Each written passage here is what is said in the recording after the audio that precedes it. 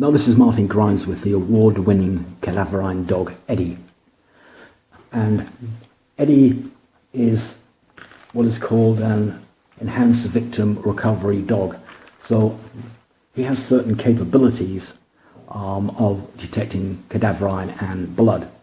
However, when a dog is put into a situation in a crime scene, it is tasked.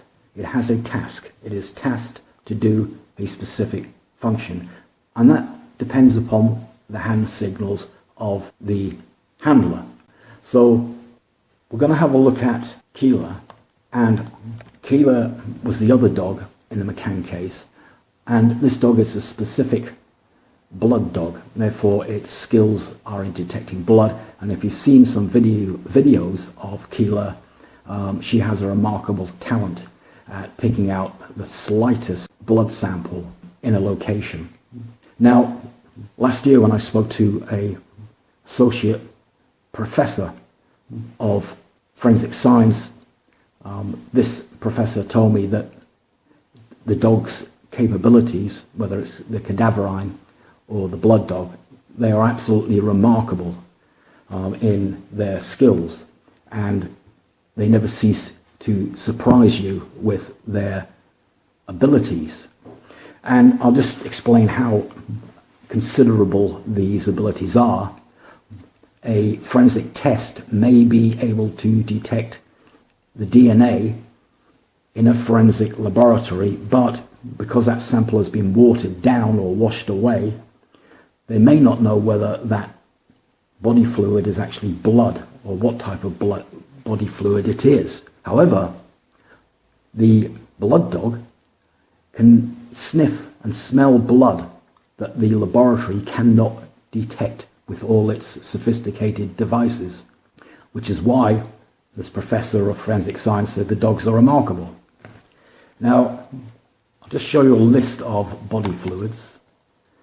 Now, these body fluids, the majority of them are capable of having DNA extracted from them, but it doesn't matter what the body fluid is that Keeler is directed to. It's because the dog only identifies blood. Now, as we are going to see, there is a certain method of instructing Keeler, and you can see in the video that Martin Grimes wiggles his fingers, and this is directing the dog to a specific area. Now, Eddie, whilst Eddie can also smell blood, he is tasked, in this case, to detect cadaverine, and that's a different type of signal and process. There is no close wiggling of the fingers around the car. The dog is merely directed in the general area of the car, and it is sniffing for cadaverine and not blood.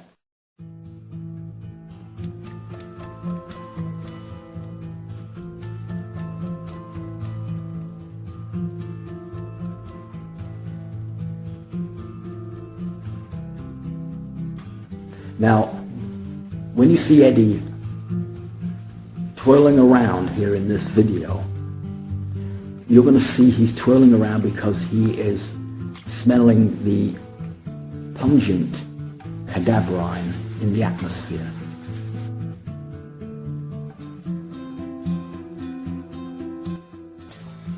And he's directed there to sniff at that object. So Martin Grimes will clap his hands to get him back to the object and point to the general object, so that when Eddie goes to the car and he sniffs along the seams of the car, it's not blood that he's smelling, but cadaverine.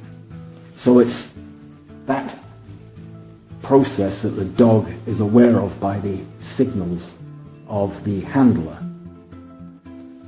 Okay, to summarize, the blood tasking is done at close quarters, close to the dog, wiggling the fingers and pointing directly at an area.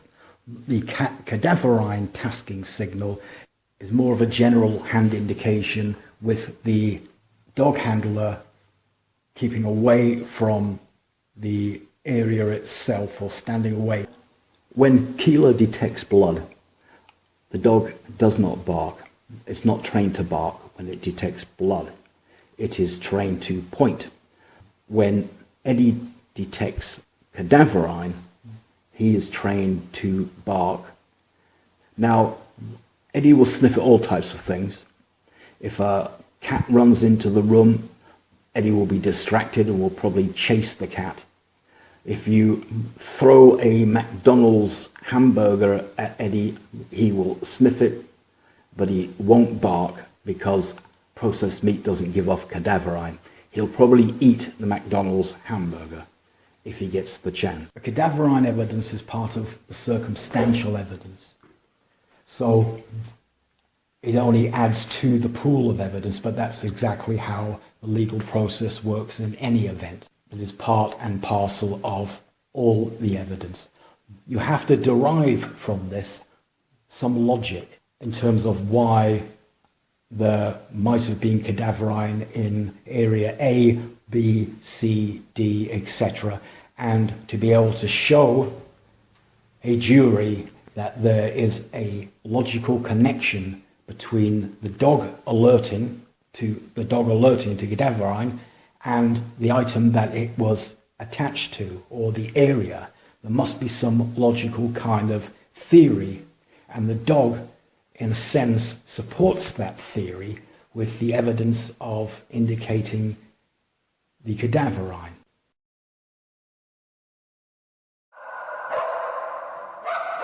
Okay, Eddie signalled under the window, behind the sofa.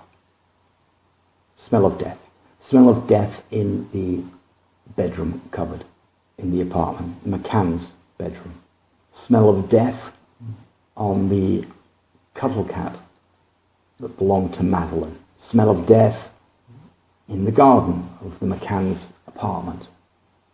Smell of death on a key belonging to the hire vehicle, the vehicle that the McCanns hired. Smell of death on Kate McCann's check trousers that she wore on holiday, on her white top she wore on holiday, and on the red top belonging to the twin Sean that was worn on holiday.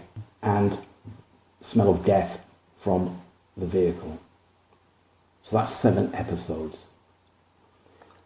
So now we need to link them to some logic. Why do we have a smell of death under the window, behind the sofa? The theory is she went to that window to look out, listening to her father, speaking to Jez Wilkins, and she fell. And in falling, she died from the impact, owing to a head trauma. So her body is then put in a bag, and that's picture 2 at the top left. Probably because they sent their friends away to search, and so they hid the body there. Top right, in the bag into the garden, probably to do a little bit of surveillance to make sure the coast is clear, and then it was taken out. Bottom left, Kate McCann, a picture of Kate McCann going into that car with her check trousers on, that the dog signalled to. And we know there was a smell of death in that vehicle, and we therefore theorise that the bag was put into the back of that vehicle to take the body away. So now we can see in this video clip what Jerry McCann says about those results. Dr. Feel free to answer me. I can tell you that we've obviously looked at evidence about cadaver dogs, and they're incredibly unreliable. Unreliable? Cadaver dogs, yes. That's what the evidence shows. If they are tested scientifically... So, Jerry McCann says that the dog was wrong alerting under the window, wrong alerting in the bedroom. And the dog, he says, is wrong alerting on Madeleine's cuddle cat. He says the dog was wrong in alerting in the garden and on the key. And he says the dog was wrong alerting to Kate McCann's clothing. And he says the dog was wrong alerting in the car. So that is 7 episodes of the dog being wrong, not in the dog's entire career, but what Jerry McCann is suggesting, that the dog was wrong 7 consecutive times, 7 times in a row he is saying that this award-winning dog, award-winning cadaverine dog, was wrong. Now you have to ask yourself, this dog wins trophies at shows. He's a top cadaverine dog. He's a dog star. Could this dog that has somewhere probably between 99 and 100% success be wrong 7 times in a row? Let's just say Eddie is wrong on everything but one. So he has a 14% success rate instead of 100% success rate. That would mean that the McCanns have the smell of death associated with them. And you have to ask yourself, why would the McCanns have the smell of death associated with them in one instance? So we can see that if Jerry McCann is correct, this highly trained professional dog of the cadaverine world has to be wrong every single time, 7 times in a row. Do we believe such an absurd notion? No, we don't.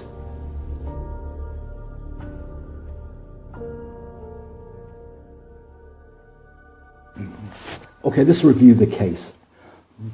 If you've been watching the entire series, you will know that the theory of Gonçalo Amaral, the Portuguese detective who was originally on the case, was that Madeleine had heard her father speaking to Jez Wilkins outside the gate, and she went to the window, and that she was looking through the window, and this was dusk, just before dark, and she could hear her father speaking, and she stood on the settee and onto the window ledge, and at some point she fell. Now, we need to bear in mind that a child has what they call an eggshell skull up to the age of 6. That is, that it's very brittle. And Amaral knows all about tiles because he lives in the country which is largely tiled floor, and we can look at this photograph here from the early part of the series and just think what the consequences are for a child of 4 to fall from that height onto that solid concrete and tile floor. You haven't got much chance. He further theorized that the body had been recovered and put into a freezer, and there was intelligence information that the McCanns had been going to some apartment near the cemetery, and he believes that the body was in a freezer. The body was then transported in a bag to the back of the car, and that the body fluids and the ice melted on a journey, and that the body fluids were recovered from that vehicle, and that the forensic dog alerted to the smell of death from that vehicle. So with that background in mind, we can now go forward and examine the theory of Gonçalo Amaral as supported by the evidence. This vehicle was then subjected to a full physical examination by the PJ, and no human remains were found. The CSI dog was then tasked to screen the vehicle. An alert indication was forthcoming from the rear driver's side of the boot area. Forensic samples were taken by the PJ and forwarded to laboratory in the UK. We'll just have a look at a little clip of that. Now, this is an interesting report by Martin Grimes because he suggests the right side of the vehicle, but as you can see in the video, and this is the middle one here, you'll have a look as she turns around here and shows an interest and points to the middle, right here. And then she goes to the other side, and Martin Grimes is suggesting where the dog can look, and the dog now freezes. There's the pointing to that side there, stops and points. So one very strong and one not so strong. And they have been marked as 0.9 and 0.10. and we'll see that point 10 was the best quality sample and was at that corner there. Now, you can ask yourself, why is it just incidental that those stains happen to be at point 9 and 10? Well, I don't think so. Because if we put a bag here, this is a bag that the police have been asking 1,000 questions about. If we put a bag there, we see that point 9 and point 10 is on either side of a bag. So, if we put a bag there, in that position, that would show the points being where the seams of the bag are. Now, what you'll find happens here, looking at the stitching in bags, and this is, next photograph here is an actual sports tennis bag, and obviously the bottom of this has got a type of a plastic or a card material which is covered by a reasonably water repellent fabric on top. And we all know if we spill a sports drink in a bag, it rolls to the corners because of propulsion. It rolls to the corners because it's being propelled there by the swaying of the bag.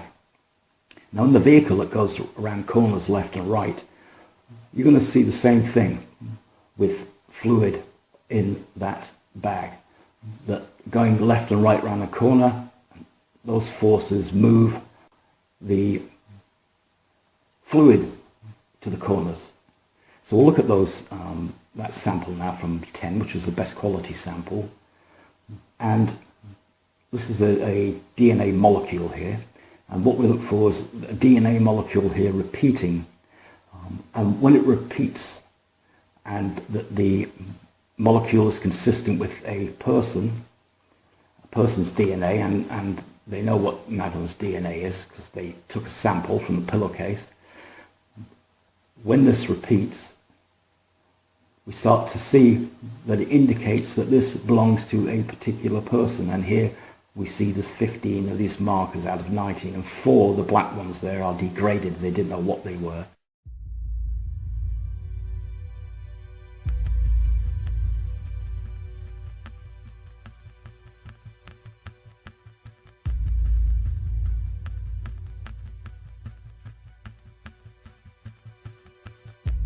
But let's just see what the McCann's got to say about this. The clear message that was going out nationally, throughout Europe and internationally, was that there was very strong evidence that our daughter was dead and that we were somehow implicated in her disappearance. And we knew that if people believed that, then there couldn't be a meaningful search. And it was incredible. And any aspects of campaigning for our search with what happened to us and how it was portrayed in the media meant we were completely hamstrung in our ability to counter anything. These were desperate times. You know, we were having to try and find our daughter ourselves, and we needed all the help we could get, and we were faced with, and I know we'll come on to headlines, but corpse in the car. I don't know how many times I read body fluids in the car, and it gets repeated that often that becomes fact. There were no body fluids, you know, and we desperately wanted to shout out, it's not true, but when it's your voice against the powerful media, you know, it just doesn't hold weight. And you know, we're desperately shouting out internally, please stop what you're doing. I mean, we're trying to find our daughter, and you were stopping our chances of finding her. So Kate McCann was saying to the Leveson committee that this is not body fluids in the car, which is an absolute lie, and she knows it, and she's the doctor. Now, this month I spoke to one of the leading forensic laboratories in the UK that deal with the police. The police go there for advice on their DNA, and I put the question about this DNA to them, and I asked, what would you call this DNA? What is it actually called? And the response was, it's called a crime scene sample. And I said, yes, but what I mean is, what in fact is the material that they have extracted? If we have all this DNA, what is the actual source of that DNA? Is it described originally, its original source, is it described as a body fluid? And the answer was yes, this is DNA from a human being, therefore it's not from an animal, it's DNA from a human, and its original source is a body fluid. So what we see here with Kate McCann is that she has pulled the wool over the Leveson Committee by saying it's not a body fluid, because in fact what it was a dry sample. So it was a dry DNA sample, but its original source was from the body, and it was a body fluid. So she's being very pedantic here and covering up. Obviously nobody's challenging here at Leveson because they don't want to challenge the McCanns. So we've got blood here, dry blood on a piece of tissue, and what Kate McCann's saying is it's not a body fluid because it's in a dry form, but obviously its original source is a body fluid. Now, what happens when the forensic specialists are collecting crime scene blood? They use what is called a wet swab. They rub it onto the dry blood, and it absorbs the blood onto the swab, and then that swab is taken into the laboratory and examined, and it produces a DNA profile such as this. Primetime went to London to the lab that worked on the Kerry Babies case and the Linda Chamberlain Dingo baby case to get some answers. Our DNA expert explained that forensic scientists look at about 20 individual genetic traits or markers in any one samples. 15 or 16 markers would give you enough evidence to provide a strong pointer that it was more likely to be Madeleine's than somebody unrelated to Madeleine. And you should be able to, if you know what the types are of the close relatives, you should be able to distinguish Madeleine's DNA from theirs just from 15 or 16 markers. And they rather explain perhaps why the Portuguese police are so confident in their theory that Madeleine's parents, one or other of them, played a part in their daughter's death. The details are these: that the samples that came back last week after British test in the UK, the samples produced 3 matches of Madeleine's DNA. Now, in the apartment, police found 1 full match on a windowsill, a full match of Madeleine's DNA. That's perhaps not so important because Madeleine, of course, had been staying there for the best part of a fortnight with her parents. Now, in the hire car, which was hired 5 weeks after Madeleine's disappearance, the tests have showed a partial match of Madeleine's DNA, which might be explained by transfer onto clothes or other paraphernalia that the family were still using 5 weeks on. But this is the crucial thing. In the car, the scientists have also found a second full match, and police say that is the most damning evidence that's been returned by these forensic test results, and it shows, as far as they're concerned, the presence of Madeleine's body in the hire car 5 weeks, at least 5 weeks, after she disappeared. And as I said, this begins to explain, I think, why the police are so adamant about their theory, and this, of course, is part of the evidence that the prosecutor here will start considering, we think, in the morning. Within the DNA profile of Madeleine, there are 20 DNA components represented by 19 peaks on a chart. At one of the areas of DNA we routinely examine, Madeleine has inherited the same DNA components from both parents. This appears therefore as 1 peak rather than 2, hence 19 rather than 20. Of these 19 components, 15 are present within the result from this item. There are 37 components in total. There are 37 components because there are at least 3 contributors, but there could be up to 5 contributors. In my opinion, therefore, This result is too complex for meaningful interpretation inclusion. Well, we're going to have a look and dismantle this rhetoric from John Lowe from the forensic laboratory in the UK. First of all, we're going to look at what he means by three contributors, because you will notice if you look at the evidence, there are a few remarks concerning blood spots in the apartment, which he says belongs to three people, but he doesn't like to name who those three people are, so I'm going to tell you. Those three people are Madeleine McCann, Jerry McCann, and Kate McCann. And he's saying that this 15 out of 19 markers could belong to any three people, being these three people. Then he mentions there may be more to consider because there may be 5 contributors. And what does he mean by 5 contributors? He means he's adding on to the pool of potential DNA contributors as being Sean and Emily, the twins. So, according to Lowe, his interpretation of 15 repeats in 19 means that it could come from 5 people, and he can't work out whether or not it breaks down to Madeleine. So what he's saying is, in effect, he's saying we cannot say that 15 components out of 19 means that this DNA is exclusively Madeleine's. It might belong to Jerry or Kate McCann.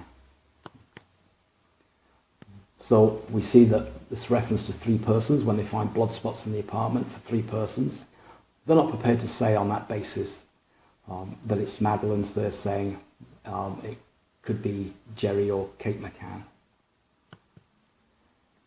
And he says, this is verbatim from his report, the individual components of Madeleine's profile are not unique to her. It is the specific combination of 19 components that makes her profile unique above all others. Elements of Madeleine's profile are also present within the profiles of many of the scientists here in Birmingham, myself included. Now, when Amaral read that, he said, what are they talking about? So, what we see here is, on average, about 99.9% of the DNA between 2 humans is the same.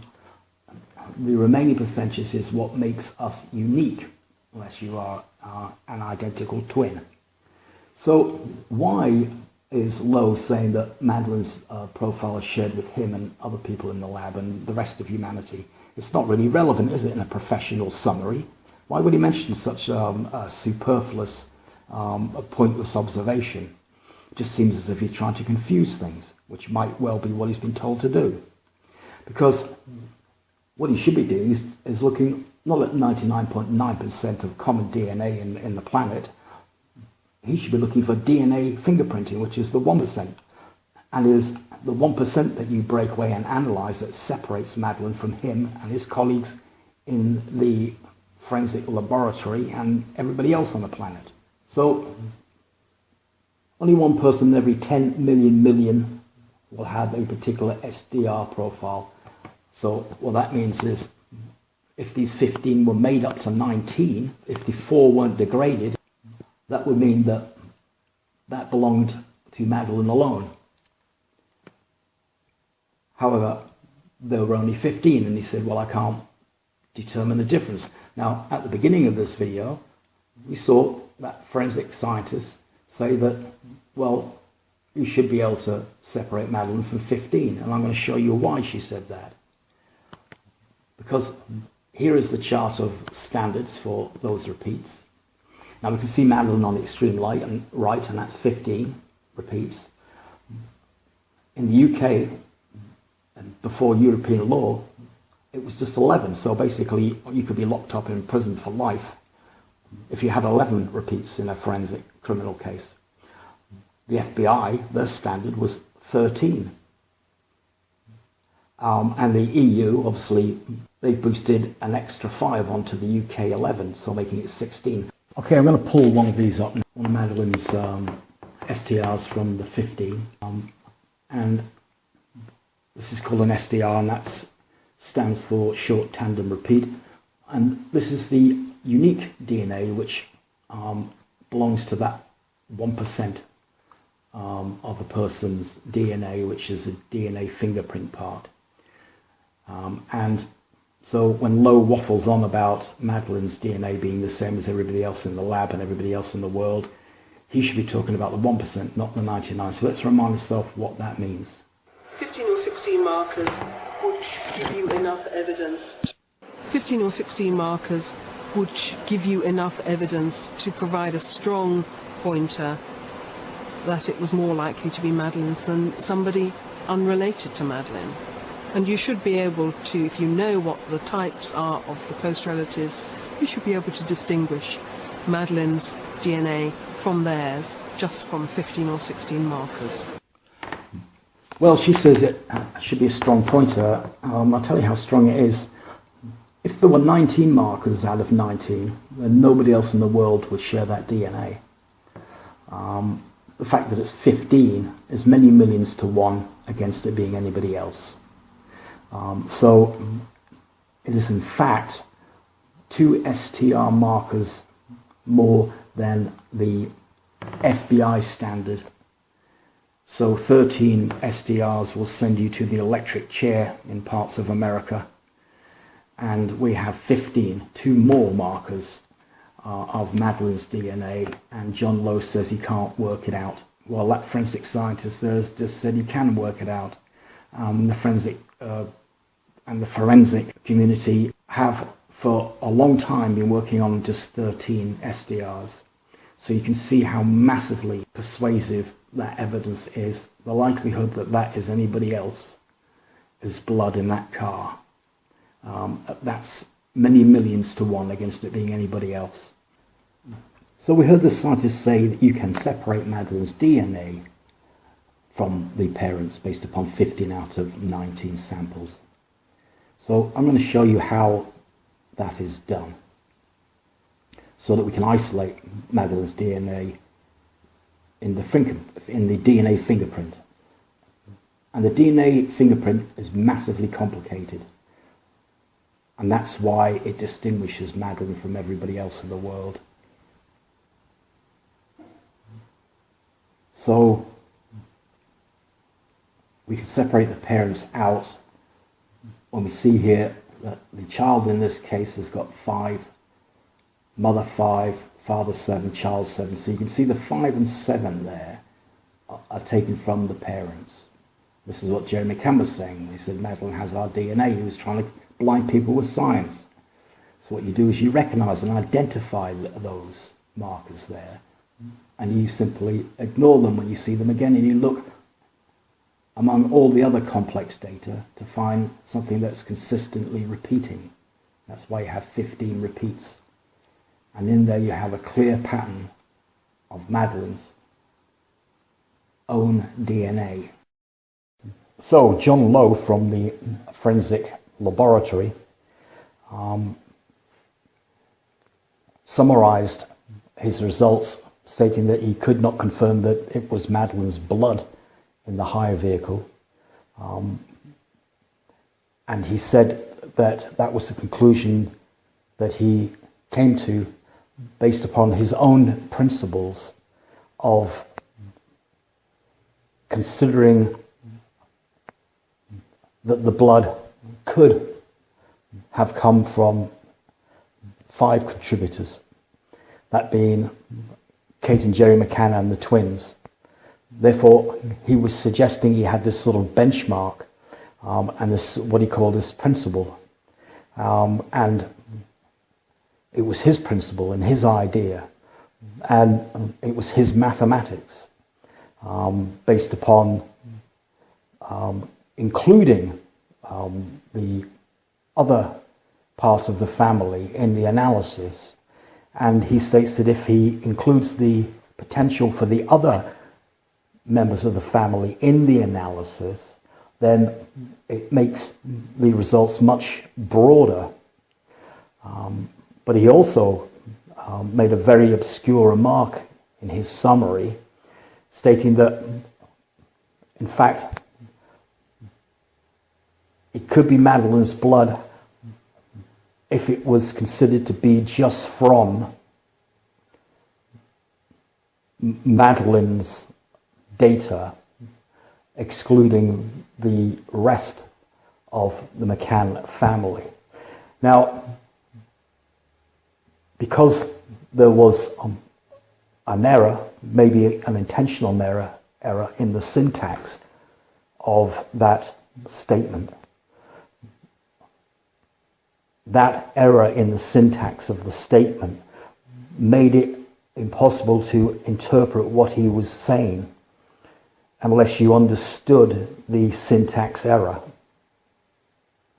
Now, but what I would simply say about this is you might wonder why Martin Brunt and Sky decided to come out and say that the blood sample from the McCann hire vehicle did in fact contain the blood of Madeleine McCann, and there was a 100% match. The reason for that is that they ignored what Lowe had to say, and I would suggest that what they did was in fact to go to an independent forensic authority and ask their independent opinion. They would have come back and told Sky News that according to world standards, the reference standards used across the world, that 15 markers out of 19 meant that that blood was in fact Madeleine McCann's beyond any reasonable doubt. And I've spoken to a lot of people over the weeks, local people who'd given up a lot of time. You've talked about the support that they've given you. I met people who didn't go to work for more than a week because every day they were down on the beach searching the streets. Did you, as a mother, Kate, just sometimes think, I've got to go and be out there with them, I want to go and just physically look as well? I mean, I did. Okay, well, at this point, Madeleine is dead. And the only reason that Kate McCann should join the search with the three men, Russell O'Brien, David Payne, and Matthew Oldfield, would be to look for Madeleine, and she knows Madeleine is dead, therefore the only reason to join them would be just to create a pretense of searching. But she doesn't have time to create a pretense of searching because she has to clean up the tiles on the wall. Now, a head trauma may not cause a considerable amount of blood, but there will be certain body fluids which are emitted, and Kate McCann, because she's a doctor, knows that you'll get a degree of spray, tiny particles, and they could be anywhere on that apartment floor or wall, so she has to clean everything. And so that's what she's doing at that time, and that's why she's not joined the search. Now, this is what most people will recognize. And these are actually wall tiles, but it's the same for floor tiles. These fissures are caused by expansion and contraction, according to the law of physics. So, particularly in a tropical country, which is a very warm place, you'll get expansion when it's warm, and at night time when it's chilly, you will get contraction. And this causes the grouting to be cracked in certain places over time. Now, the grouting is actually not mastic that you put around the bath, it's a cement mixture. And it's kind of a dry form mixture.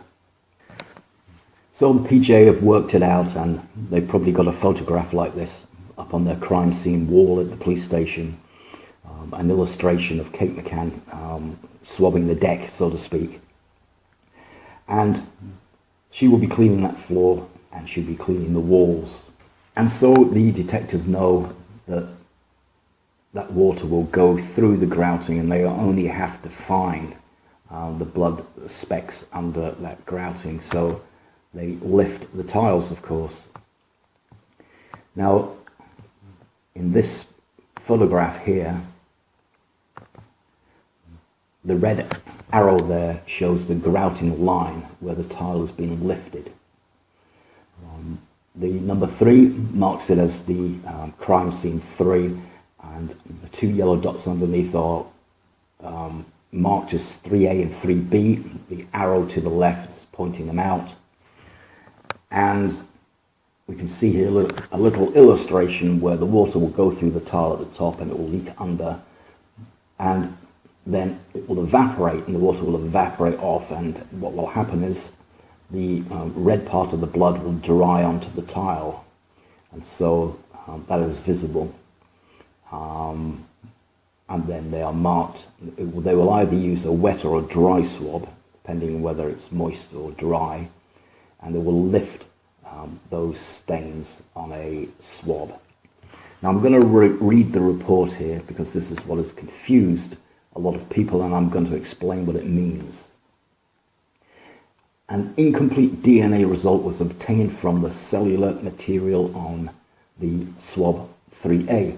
The swab contained very little information and showed lower level indications of DNA from more than one person. However, all of the confirmed DNA components within the result match the corresponding components in the DNA profile of Madeleine McCann.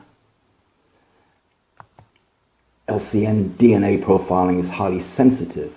It is not possible to attribute this DNA profile to a particular body fluid.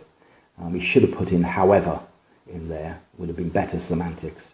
But it appears that John Lowe is reveling in obscurity, and there are some really bad examples of obscurity in this report. So let's have a look at the tile sample, and we're going to look at the persons who he says this sample shows, and there we have Kate and Jerry McCann in this DNA sample along with Madeleine McCann. So he says it's a full match, so it's 19 out of 19 markers, and also there's a DNA profile of other people, and he's not prepared to say it's the McCann parents. Refuses to say that. We see that in many parts of the report where he says, yes, we've got a profile here and it's on 3 persons, and in fact there are other samples in that apartment of 3 persons, and those 3 persons are Madeleine McCann, Jerry McCann and Kate McCann. So you will remember this little chart here that we discussed earlier. And the reason that all the STR markers belong to Madeleine, the 19 out of 19, but there's other persons involved in that DNA sample, is because the other persons are the McCann parents. With their DNA markers, of course, they would be in the profile of Madeleine. So that's the complete DNA profile of Madeleine, and he has mentioned the fact that the parents' DNA is in there, and he doesn't need to in a summary. And he knows that's going to confuse everybody, because he need not even mention that. And if he decided that he wanted to mention that, although it's not necessary, because we all know, or should do by now, that a child has 50% of the DNA of the mother and the father, so he can just eliminate that information. It's not necessary. What he should say is that when I eliminated the markers of Kate and Jerry McCann, we found that there was a repetition of SDRs which entirely matched Madeleine's profile. If I were writing that report, I'd simply say it was a 100% match of Madeleine's DNA fingerprint from that sample.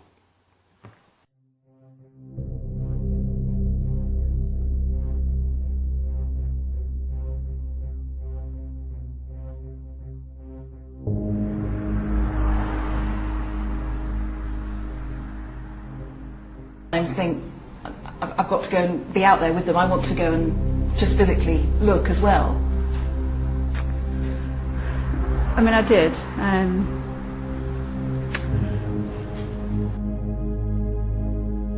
So, in the statements of Jerry McCann, as interviewed by the PJ police in Portugal, It says, when asked if on any occasion Madeleine was injured, he says that he has no comments.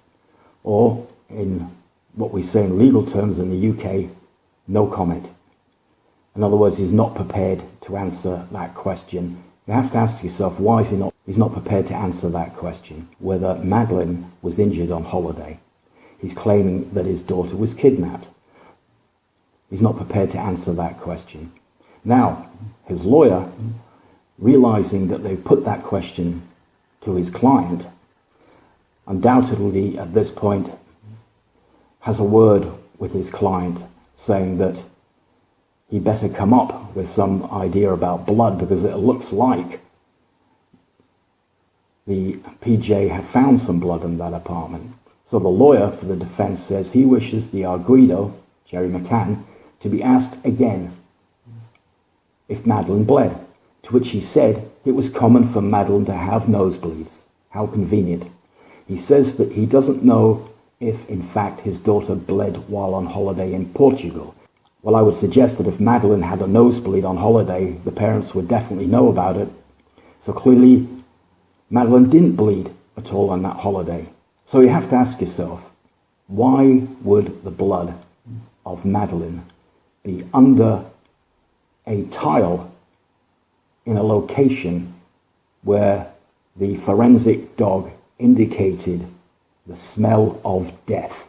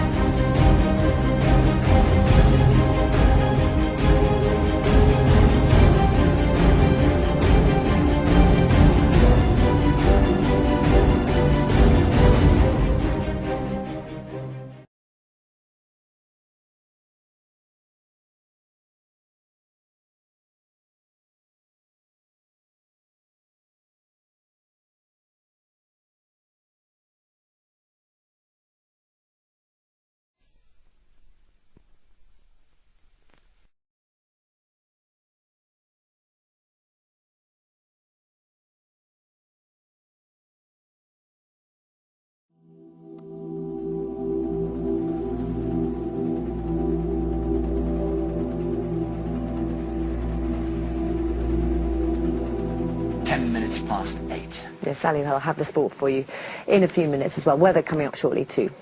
It's more than 6 years since Madeleine McCann went missing in Portugal, but detectives are still hoping they can solve the mystery of what happened to the little girl. Portuguese authorities dropped their investigation in 2008, but the Metropolitan Police started a review 2 years later and will appear on Crime Watch this evening. Our reporter Tom Burridge is in Praia da Luz for us this morning. Very good morning to you, Tom.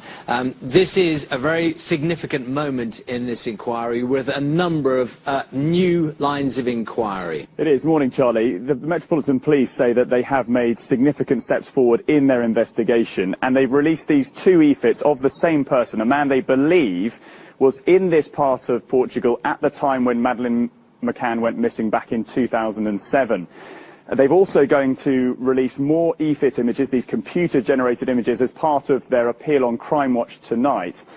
Now, that suspect or possible witness, a possible suspect or possible witness that they've released the e-fit images of this morning, they say that that person is all the more significant because that they've reconstructed the timeline of events, and they say they have a better understanding of exactly at what time Madeleine might have gone missing from the apartment behind me.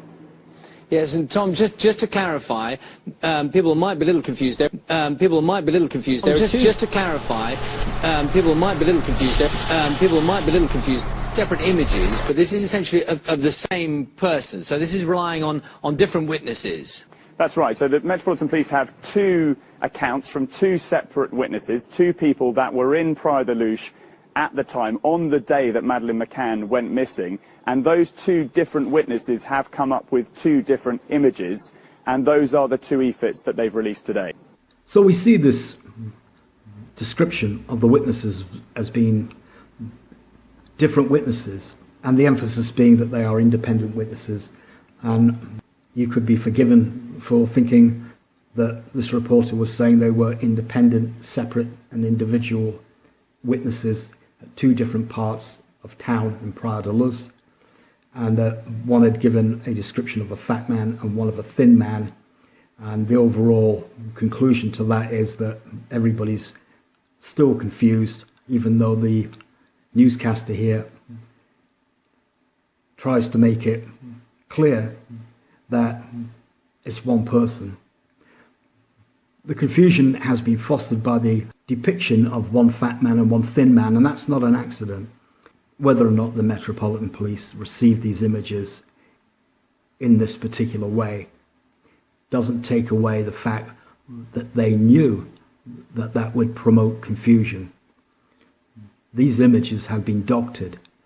The jaw has been removed on one of the images on the left, creating a thin man, and the pixels on the second image have been expanded outwards in order to make it look like this is a fat man. And the Metropolitan Police knew that this would create the perception of two different people, and that was what they intended. So what I'm going to do is restore these photographs to the way that was intended by Martin and Mary Smith when they gave their descriptions. So what I'm going to show here is the jawline being replaced on the left image, the thin man's face. And we are going to restore that. And we'll now see how the pixels are going to start filling that face out so that we can have a distinctive jaw. So we can now see that the jaw is now going into this image.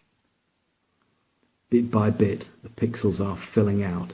And we'll see it becoming ragged here as the pixels build up initially to give that face a jawline. So now we can see a jawline emerging. An angular jawline, but it still is a jawline rather than a sliced off face. Now we'll see it going out of focus here as the pixels are cleaned up. Now what we see is an angular jawline, but it actually has a jaw in it. So we no longer have a thin man. Now we will rotate the head slightly to the left so that we can just match that image on the right of Jerry McCann.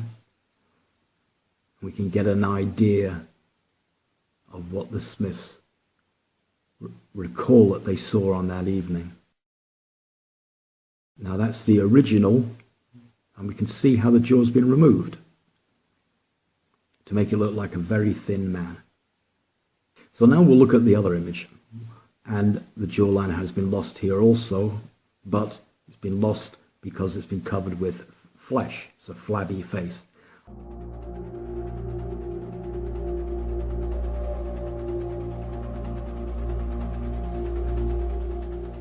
So there we have an image where the flab has been removed and the jawline is in place. And so that is the original absurd EFIT of the thin man and the fat man, which the police would have known would have caused confusion. That is the image that they should have put out.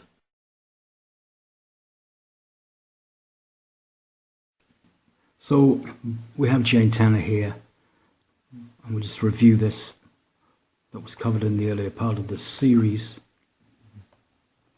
Jane Tanner claims to have left the Ocean Club and proceeded along the road to the top of the road, where she saw the suspect crossing at the top of the road. And she denied that she went down the back alley, at the back of the apartment, and listened outside the back. She insisted that she physically went into the apartment at the front, which the Portuguese don't believe. So she asserts that she left the Ocean Club and walked to the top of the road, and she claims she saw an individual stepping off the curb, carrying a child wearing pajamas. All she saw was the legs. So this image is what, the illustration here is what she claims she saw, when in fact what she really saw was this. That being Julian Totman returning from the creche, and his apartment is indicated in the top left where the arrow is, and the bottom right where the blue dot is the creche, and this was the night creche. And this is Julian Totman, Dr. Julian Totman. And according to DCI Andy Redwood, he came forward. And on Crime Watch in 2013, DCI Redwood makes the extraordinary claim that they soon became aware that there was a night creche, as if the Portuguese didn't know there was a night creche in their own backyard. So he was suggesting it was an original finding.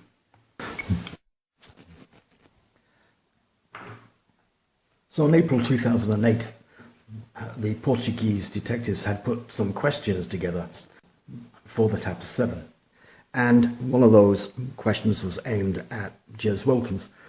And they wanted to know what his visibility was like, where he was standing outside the gate of 5A, the McCann apartment. And I'll give you a reply from Jez Wilkins. He says, "I would say that when I spoke with Jerry, it was possible to recognize someone I knew who was passing on foot at the crossing at the top of the hill, or to describe approximately someone unknown from that distance." So clearly the detectives wanted to know if he could recognize somebody he knew in the Ocean Club at the top of the hill, and they may well mean one of his tennis friends. So it ought to be obvious from that question that the Portuguese police were considering that that person who was walking across the top of the road was in fact a holidaymaker returning from the creche. And yet we have this idea from DCI Andy Redwood on Crime Watch on 2013 that they had, first thing that they came up with was the creche, as if it was an original idea. Well, clearly from that line of questioning, the Portuguese knew all about the creche, and undoubtedly speculated that that person was in fact Julian Totman. One of the most pivotal events on the timeline was Jane Tanner's sighting of a man carrying a child. He was walking in this spot just meters from where Madeleine had been sleeping. This man was widely thought to be Madeleine's abductor, but the team was taking nothing for granted. In an unprecedented move, a team from the Metropolitan Police was given the go-ahead to review the massive evidence that had come from Praia de Luz. Would the UK's top detectives be able to crack a case that had baffled the world? One of the things that we picked up very quickly was the fact that there was a night crash that was operating from the main Ocean Club reception, and 8 families had left 11 children in there, and one particular family we spoke to gave us information that was really interesting and exciting. In fact, I would say it was a revelation moment when, having discussed with them what they were doing on the night, they themselves believed that they could be the Tanner sighting. So we have the statement. The crack detectives of the Metropolitan Police have, in 2013, 6 years after the disappearance of Madeleine McCann, discovered a night crash. And the implication is that the Portuguese detectives were too stupid to consider that there may be a night crash in the Ocean Club. The implication is that Gonçalo Amaral, the Portuguese detective, was too stupid to think about the possibility that Tanner Man could have been a tourist, but that the Metropolitan Police were much smarter. The implication is that the Portuguese detectives did not consider a crash in their own backyard. The implication is that the Portuguese detectives were too stupid to consider that Tanner Man was from the crash. DCI Andy Redwood then says it was a revelation moment in 2013. He says that after eliminating Tanner Man, they can now move on to other things that have not hitherto been a focus of the case. So this is the Tanner Man. This is the description by Jane Tanner, and this was covered extensively in 50 megapixels, which was in the series. And we know that Jane Tanner gave a description of the suspect who she claimed was walking away from the apartment, and we have a drawing of the clothing that Jane Tanner described. And Jane Tanner also said that she just saw the legs of the child, and she described the pajamas, and we know now that the description she gave was false. But she described seeing only the legs and not the upper body. So you have to ask yourself, what is this? Because the police artist does not add in material that is not in the description. So this image was released in 2007, and at that point somebody suggested to the artist that there is something there. So what is it? Now, if Jane Tanner had described just seeing the legs, then this, in fact, is what the artist would have drawn. But we have an inclusion of some upper body material which was not in Jane Tanner's description. So what is that? I'm going to explain to you what that is and what it means. We're almost certain now that this sighting is not the abductor. But very importantly, what it says is that from 9:15, we're able to allow the clock to continue to move forward. And in doing so, things that have not been quite as significant or received quite the same degree of attention are now the centre of our focus.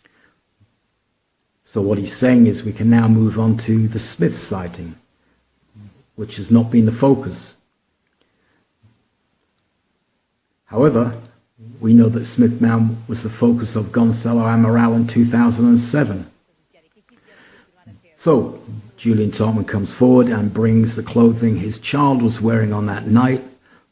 And why did Julian Topman still have the child's pajamas 6 years later?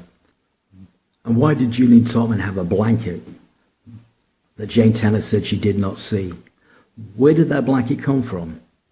In the evidence, we see that the Ocean Club night crash issued blankets to their clientele to take their children home from the night crash. So what was Julian Topman doing with the crash blanket in 2013? Because the implication is that the Metropolitan Police intervened, discovered that there was somebody in the crash who they thought was Tanner Man, and they invited that person for a photo session, and there's the blanket. And that must be from 2013. So what's Julian Topman doing in possession of the Ocean Club crash blanket in 2013? The answer is that that blanket is from the night crash, and that photo was taken in 2007 and not in 2013. And that blanket is the blanket that Julian Topman still had in his apartment the next day, on the 4th of May 2007. The Portuguese detectives had already eliminated Julian Topman in 2007, but that information was concealed in a conspiracy to pervert the course of justice. By allowing the Tannerman sighting to continue as a feasible suspect for 6 years, the British police were able to submerge the Smith sighting and give it lower priority. Thus, they were able to avoid the limelight of the Smith family statements, where Martin and Mary Smith said they believed that the suspect they saw was Jerry McCann. The truth is that the Portuguese detective Gonçalo Amaral was taken off the case because he had eliminated Tannerman in 2007 and was now focused on the Martin and Mary Smith sighting.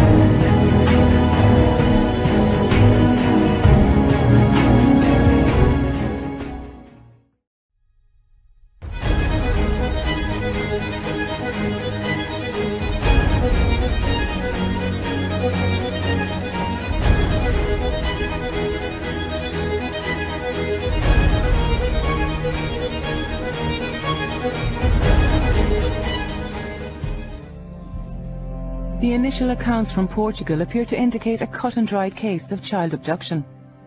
They were just, watching the hotel room and going back every half hour, and the shutters have been broken open and they've gone into the room and taken Madeleine. Is this a little girl, the sort of little girl that could have wandered up on her own? Would that be at all an option to look at? Or do No, not at all. It's been broken into. In the hours and days that followed, the McCann's family and friends in the UK told reporters that the shutters were variously broken, jimmied open or smashed. In fact, the shutters were not in any way damaged. There was no evidence of a break-in, but I'm not going to go into the detail. I can tell you off camera, but I'm not going to go into the detail on camera. And the shutters have been broken open and they've gone into the room and taken Madeleine. Is this a little girl, the sort of little girl that could have wandered up on her own? Would that be at all an option to look at? So we have this newsreader who is questioning Jill Renwick's statement that the shutters had been broken open. And you might expect that her next question would be, can you describe the damage to those shutters? But she doesn't do that. What she does is suggest an alternative scenario, such as Madeleine wandering away. So why would she do that? The reason for that is that this newscaster has already spoken with her people on the ground in Praia da Luz, and they have told her that there was no damage to the shutters, and they know that because they spoke to the Ocean Club managers. So we then see Clarence Mitchell, who reluctantly admits that there was no damage to the shutters, but he claims that the McCanns have stated that somebody came in through the door and went out through the window. I'm going to show in this video that on that night there was no talk about a window being open. Not on that night and not on the early hours of the morning. It wasn't until later, on the 4th of May, just before Jerry McCann went in for his interview with the Portuguese police, that he decided to invent the story of the window. And he did so because he had been mulling over, in the early hours of the morning, Jane Tanner's statement to him that she saw somebody walking towards that window with a child. He decided to reverse that person and then claim that the window was open. But his claim about the window did not happen on that night. And I'm going to prove that in this video.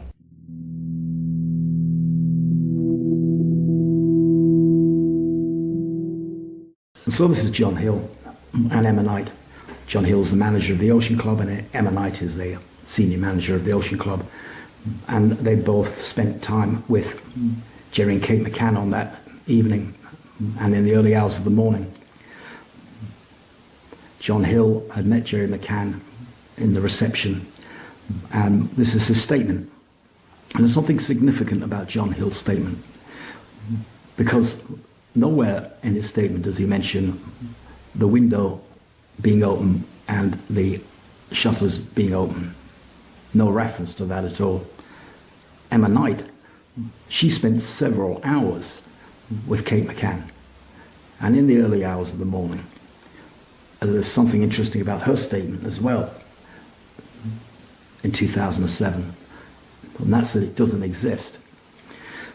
Because we can see that Emma Knight was significant by her absence. In other words, she wasn't available for an interview, and she's the one that spent most time with Kate McCann. Now, we do know from Kate McCann that she claimed that John Hill had arranged a venue away from the Ocean Club on Madeleine's birthday, and they were going to have a barbecue around the swimming pool at some other location.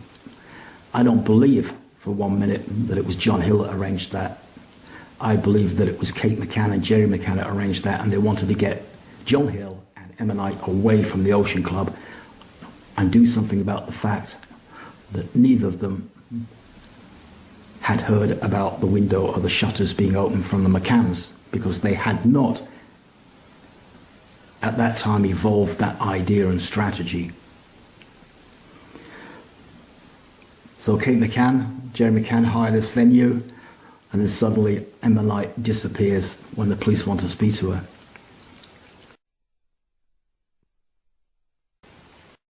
So we have the disappearance of Emma Knight. Not only does Emma Knight disappear, but the Ocean Club manager, John Hill, also disappears. And he doesn't turn up until 1 month and 2 weeks later, in fact 47 days later, to give a statement which doesn't include the window evidence. Emma Knight doesn't show up until 2008. She makes a statement to the Leicester Police Force, and in her statement she doesn't mention the window evidence. In other words, that wasn't part of the dialogue of the evening whilst they were there. And Emma Knight was there for several hours and in the early hours of the morning, and yet Kate McCann made no reference to that window. So Emma Knight disappears and John Hill disappears, and he is the manager. Did he suggest that Emma Knight should disappear, should make herself scarce? Was it the McCanns that stated that they didn't want either of them to be speaking to journalists at that particular sensitive time, just after Madeleine disappeared? Because the McCanns knew that neither of them would have told reporters that there was any remark about the window on that night or in the early hours of the morning. Gonzalo Amaral has made reference to MI5 being directly involved. We don't know if that is true. But if somebody wanted to put pressure on John Hill, the Ocean Club manager, to make everybody disappear for a convenient amount of time, then if you're MI5, you might just make a reference to a passport. Now this is the passport of Donna Louise O'Rafferty Hill, who is the wife of John Hill, the Ocean Club manager, and her passport has been forged. And we don't know why that is.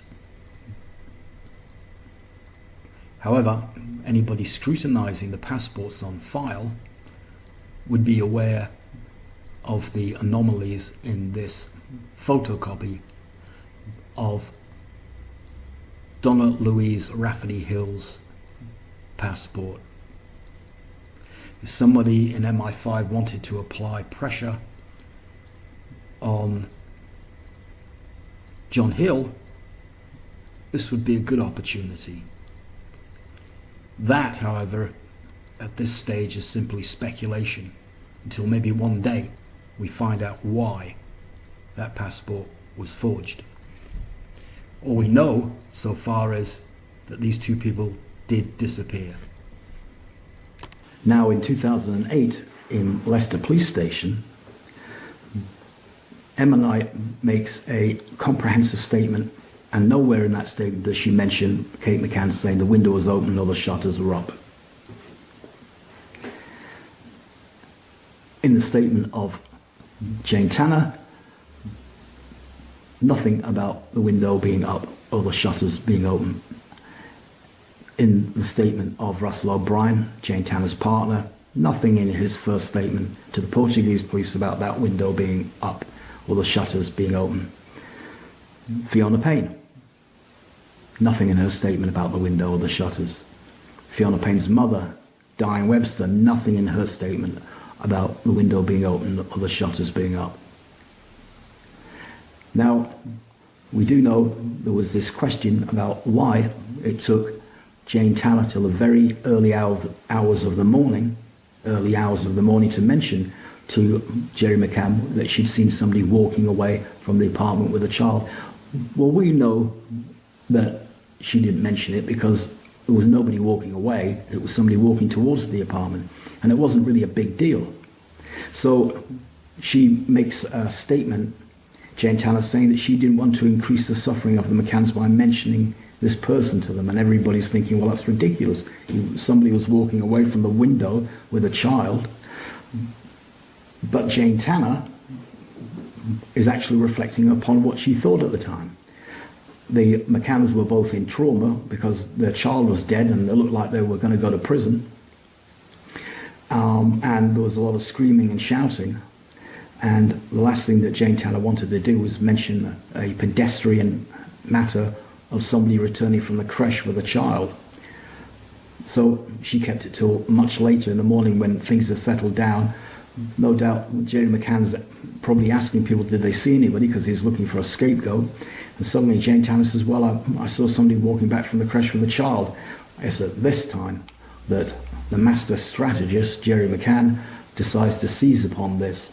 And then he decides to make up a story about the window being open. And then linking the two. And we do remember, if you looked at the earlier part of the series, that Fiona Payne had made a statement that there was no mention of any window being open. She said later on suddenly, I'm hearing about a window being open. Well, she didn't hear about it until she finished her interview. Now, we know that Matthew Oldfield and Rachel Oldfield and David Payne mentioned the window in their interview, and I think that's probably likely because Jerry McCann was with them and had spoken to them just before he went in to his interview. And the others he hadn't spoken to, or if he had spoken to about this new piece of information, they decided better of it, that they just didn't want to mention it because they knew it had not happened.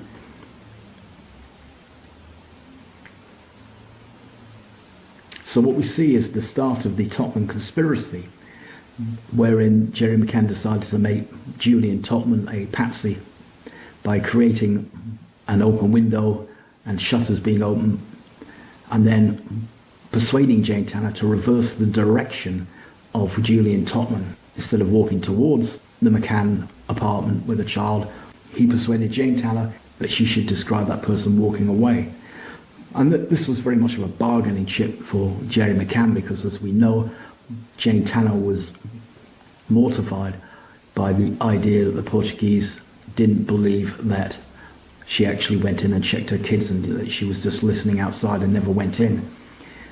No doubt there was a quid pro quo, an exchange of obligations between Jane Tanner and Jerry McCann.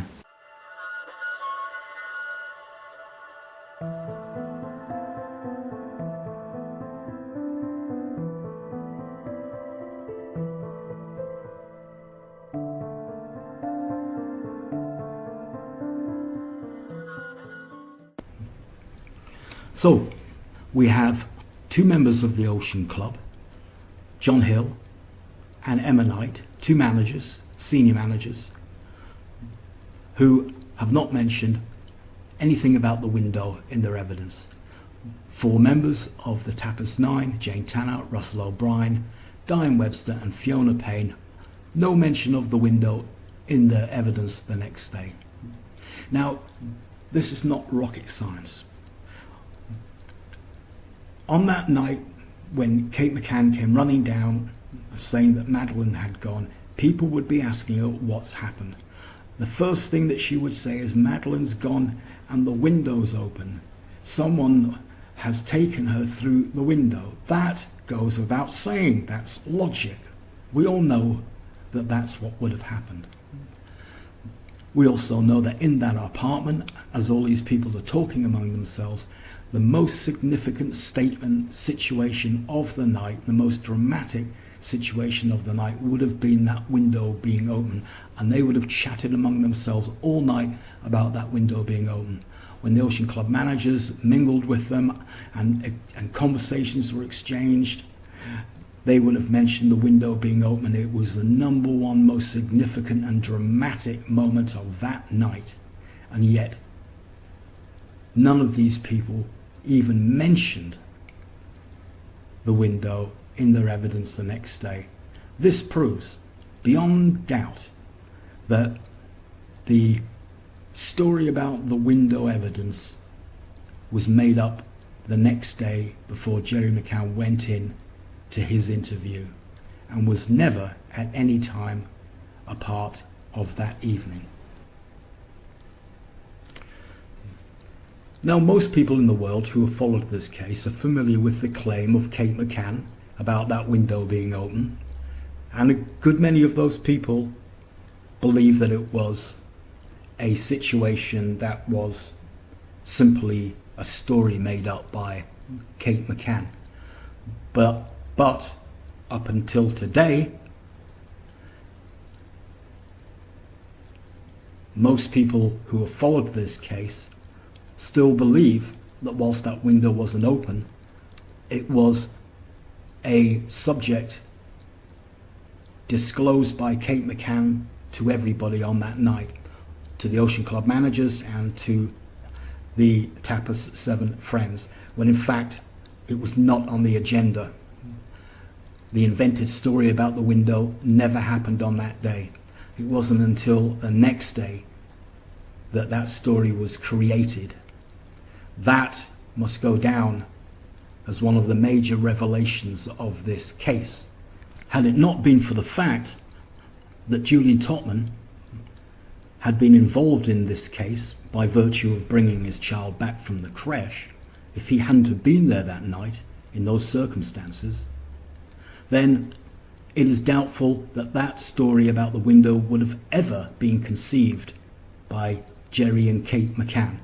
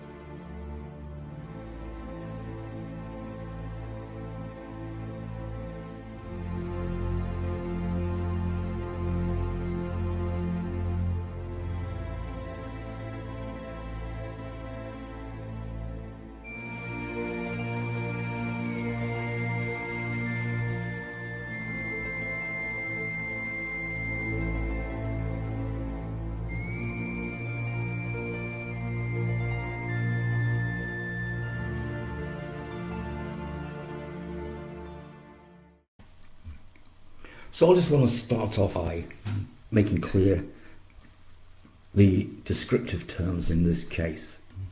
When I say the Tapas 7, I mean the friends of Kate and Jerry McCann. When I say the Tapas 9, I mean the friends of Jerry and Kate McCann, plus tacking on Jerry and Kate McCann. So the Tapas 9 is everybody, and the Tapas 7 is just the friends of the McCanns. And we have David Payne and Fiona Payne. We have Russell O'Brien and Jane Tanner. We have Matthew Oldfield and Rachel Oldfield. And we have Diane Webster. They are the 7 friends. So if we consider some of the popular theories concerning the disappearance of Madeleine McCann, they are the Portuguese version that Madeleine died from an accident in the apartment, and that her parents, Kate and Jerry McCann, simulated an abduction. 2, the McCann version that Madeleine was kidnapped, was abducted from the bedroom. Now in this case, many people think that there is a big government conspiracy that means something else than a mundane accident of a child who had an accident and died. They believe there's something more to that. And people have said all the time, and you see it constantly, things don't add up here. There's something going on. And by that they mean there's something more than the conventional idea as expressed by the one-time detective on the case, Gonzalo Amaral, who believed that there was an accident. The strange goings-on here and the fact that things don't add up have led people to believe that there's something going on, a bigger picture. And let's face it, we all know there's been a little bit of politicking here in which the government have lent some assistance to the McCanns. And there's a good reason for that. Many of you would have seen in newspapers adverts for foster parents. And I want to tell you that the child neglect in the country costs the government billions. And there's a massive industry in which children have to be looked after. And there are court cases in the law of tort where governments have been prosecuted because they haven't taken care of children properly in the community. And we see these cases in which local authorities have been taken to court and been sued by children when they became adults because of the way in which they were treated and the way in which they claimed that the authorities didn't look after them. So there is this obvious serious concern about how children are seen to be looked after by the community. And of course, we've got a situation here. We've got National Health Service doctors who should know better. And the government are thinking, well, this is just bad publicity. We want people in the country to take a lead from National Health Service doctors and to look after their children properly. And when they don't, it costs us millions and it causes catastrophic circumstances. So you can understand that the government want to put a sticky plaster over this situation. They don't want the story of this case to be that the philosophy of these doctors caused the death of one of their children. They much prefer there to have been a kidnap. And by hoping that the story will be of a kidnap, it means that there is a distancing away from the responsibility. In other words, the philosophy of those doctors and how they look after their children hasn't caused the death of a child. Let me just say, first of all, that it's not unusual for governments to cover things up. Governments cover things up all over the world, not just this government, all over the world, all the time. Private corporations cover things up all the time. People, friends, cover things up all the time. Everybody covers things up. It's not unusual that the government should want to put a lid on this. It's bad publicity for them internationally, it's bad publicity for them domestically. And there are other considerations. We saw some high-level diplomats there in the first instance, and I would emphasize that these people were there before there were revelations about the forensic dogs. But in the first instance, we had some high-level people there. And certain people have complained and said, well, you know, if it was somebody in a lower social scale, you wouldn't get that sort of treatment. Well, welcome to the real world.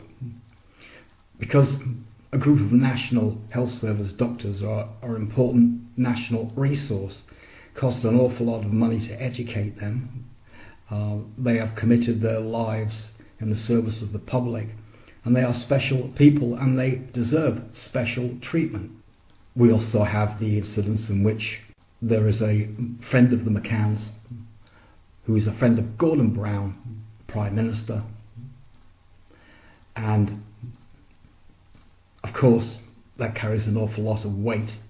What I'm trying to say here that there's nothing peculiar about the attendance of high-level diplomats, since the kidnap of a child from a holiday resort on the continent is an unprecedented event. And it's not surprising that it commanded world attention. And the government wants to show that it's putting its best foot forward on behalf of National Health Service doctors. So there's the prestige of the country at stake in terms of how it responds and deals with situations, and is shown to be responsive to the needs of its citizens. So let's be clear about this.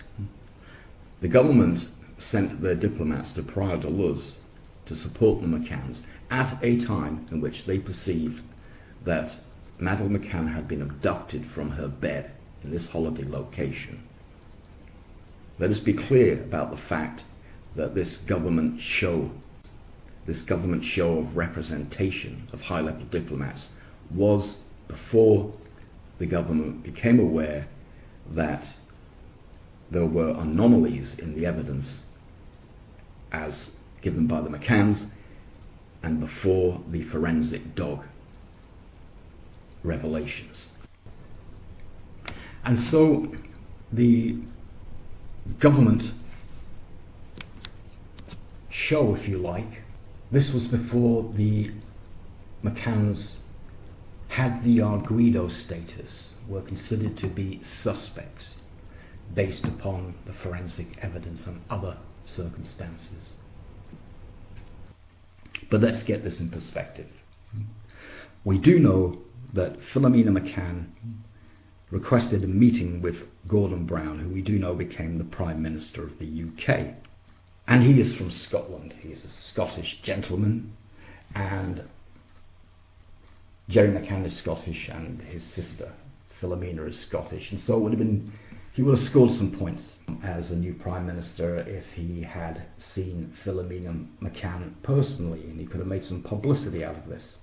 But he didn't. And the reason he didn't was because the Home Office contacted Gordon Brown and said, Gordon, we've been told that things don't add up in Portugal concerning what the McCanns have claimed, and our advice to you is to distance yourself from these people. And so Gordon Brown did see Philomena McCann, and some of his underlings took care of that job. However, it is fair to say that unofficially Gordon Brown has likely given some assistance to the McCanns. Now, when people say things don't add up, and there's something more to it, they don't quite understand why things don't add up. And it's very simple. Things don't add up because the Tapas 9 aren't telling the truth. And so, of course, you're going to get open-ended situations wherein it looks like there's something very mysterious going on because they're not telling the truth. They're not telling the truth because they want it to go away. They don't want prosecutions. So they're being very spare with the information they give. They're not being forthcoming. And when they're asked questions, they're being evasive. And many of you would have noticed, if you've looked at the evidence, that a lot of the responses from these academics, who we know write medical reports coherently, we've seen them waffling. And they're waffling because they are trying to avoid telling the truth of what happened, because they want to avoid responsibility. They don't want there to be a prosecution. They don't want the conclusion of this situation to be that their philosophy of childcare caused the death of a child. These are young professionals who need in the future to attend interviews and are applying for jobs in a competitive field. They don't want to be the doctor whose philosophy caused the death of a child in their group. And so they're being spared with the evidence. Now, Fiona Payne stated outright in their interview in Leicester in 2008 her philosophy on what she was going to be telling the police. She said, well, I really want to strike a balance. Now, what does she mean by that? She means, frankly, that she wants to protect her friends as much as possible, yet she doesn't want to get herself in trouble by being a perjurer. So she sees it as a balance, and we have seen Fiona Payne arguably being one of the more forthright people in the evidence. And it's only because of that forthrightness from Fiona Payne that we're able to make sense of some of the things that went on. So we can see here that when people are being forthright, we start to see some sense being made of this. And when they're not, and when they don't give us the answers that we're looking for, the situation becomes very obscure and almost weird and strange, and people are saying there's something going on here. What's going on is these people are wanting to extricate themselves from responsibility. They want to get out of the situation and hope it goes away, and so they're not telling us what we need to know. Now, we'll just take one example of obscurity in the case and mystery. And it relates to a journey that David Payne made on the afternoon of the 3rd of May, and this was just some hours before Madeleine went missing. And because of that proximity to the time in which Madeleine went missing, there is the assumption that there is something really significant about this journey which David Payne made. And to contribute to the sense of conspiracy is the fact that two sides of the story don't really add up. What Kate McCann says and what David Payne says about this meeting. What we find is that there are a number of discrepancies about this situation. Not only that, we're not really sure why David Payne went there in any event to see the wife of Jerry McCann, what the purpose was. So this has inflamed a whole type of conspiracy theory arising from this obscure meeting.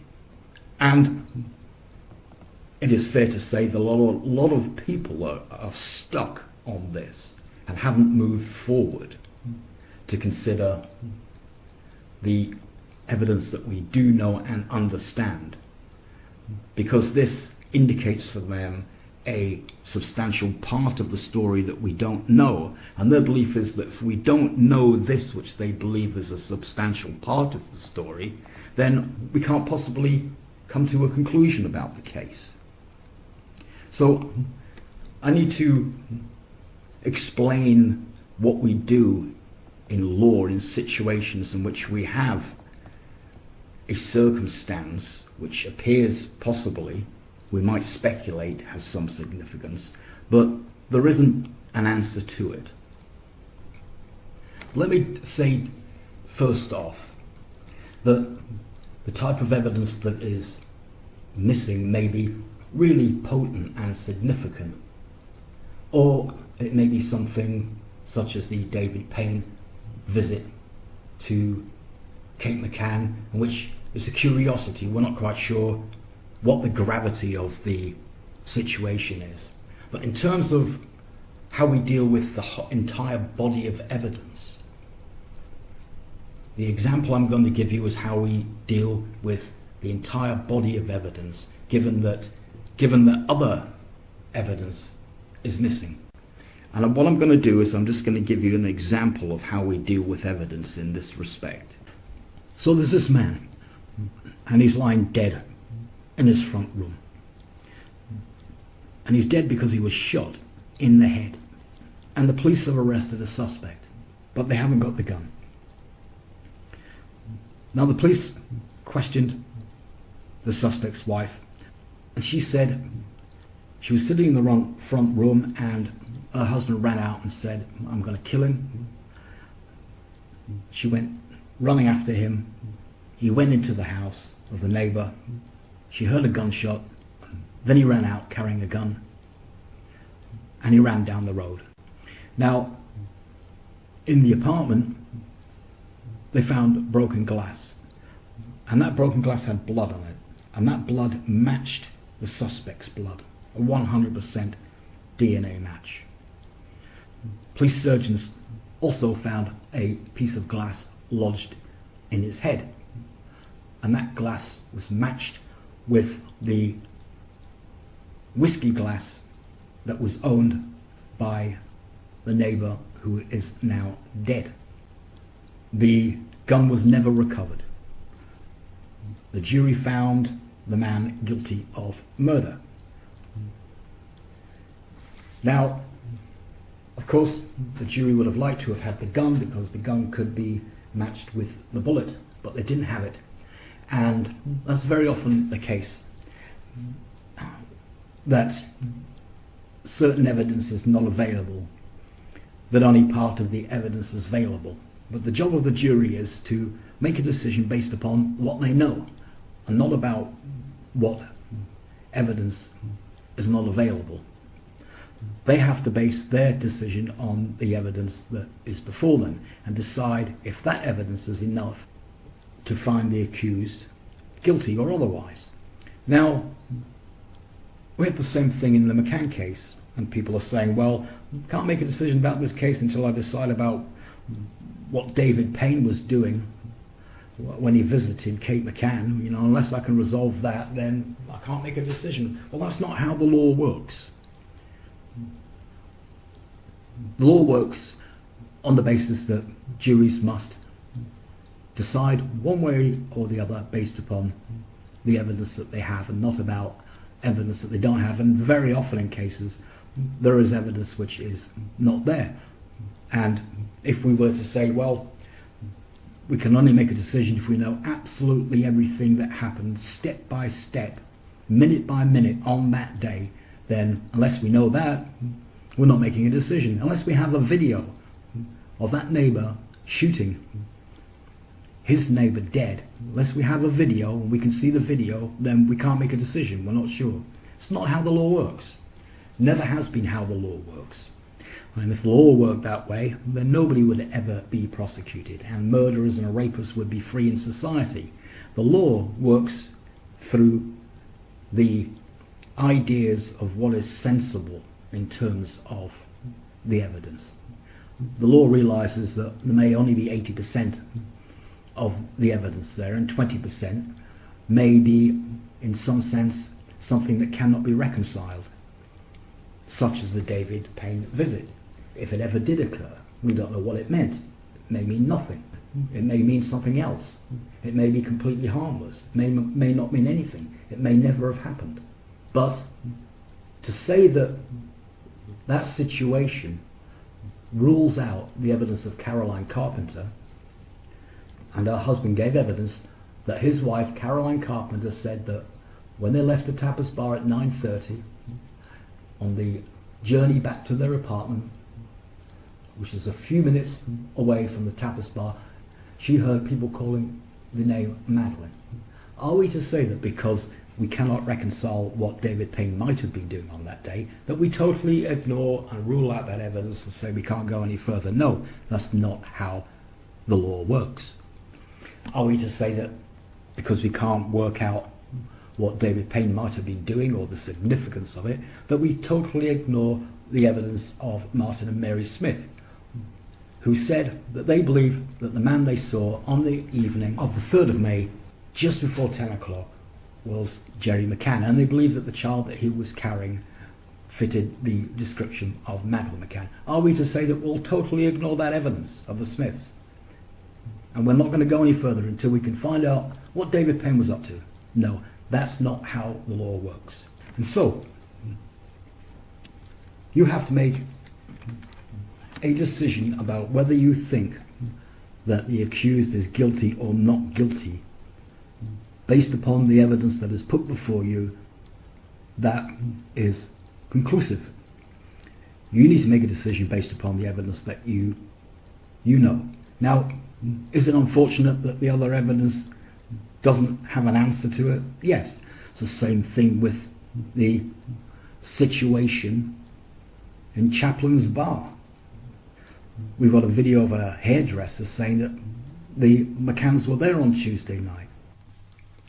We have evidence of Mrs. Fenn, who said that she heard a child crying, and her description was of an older child, not a baby.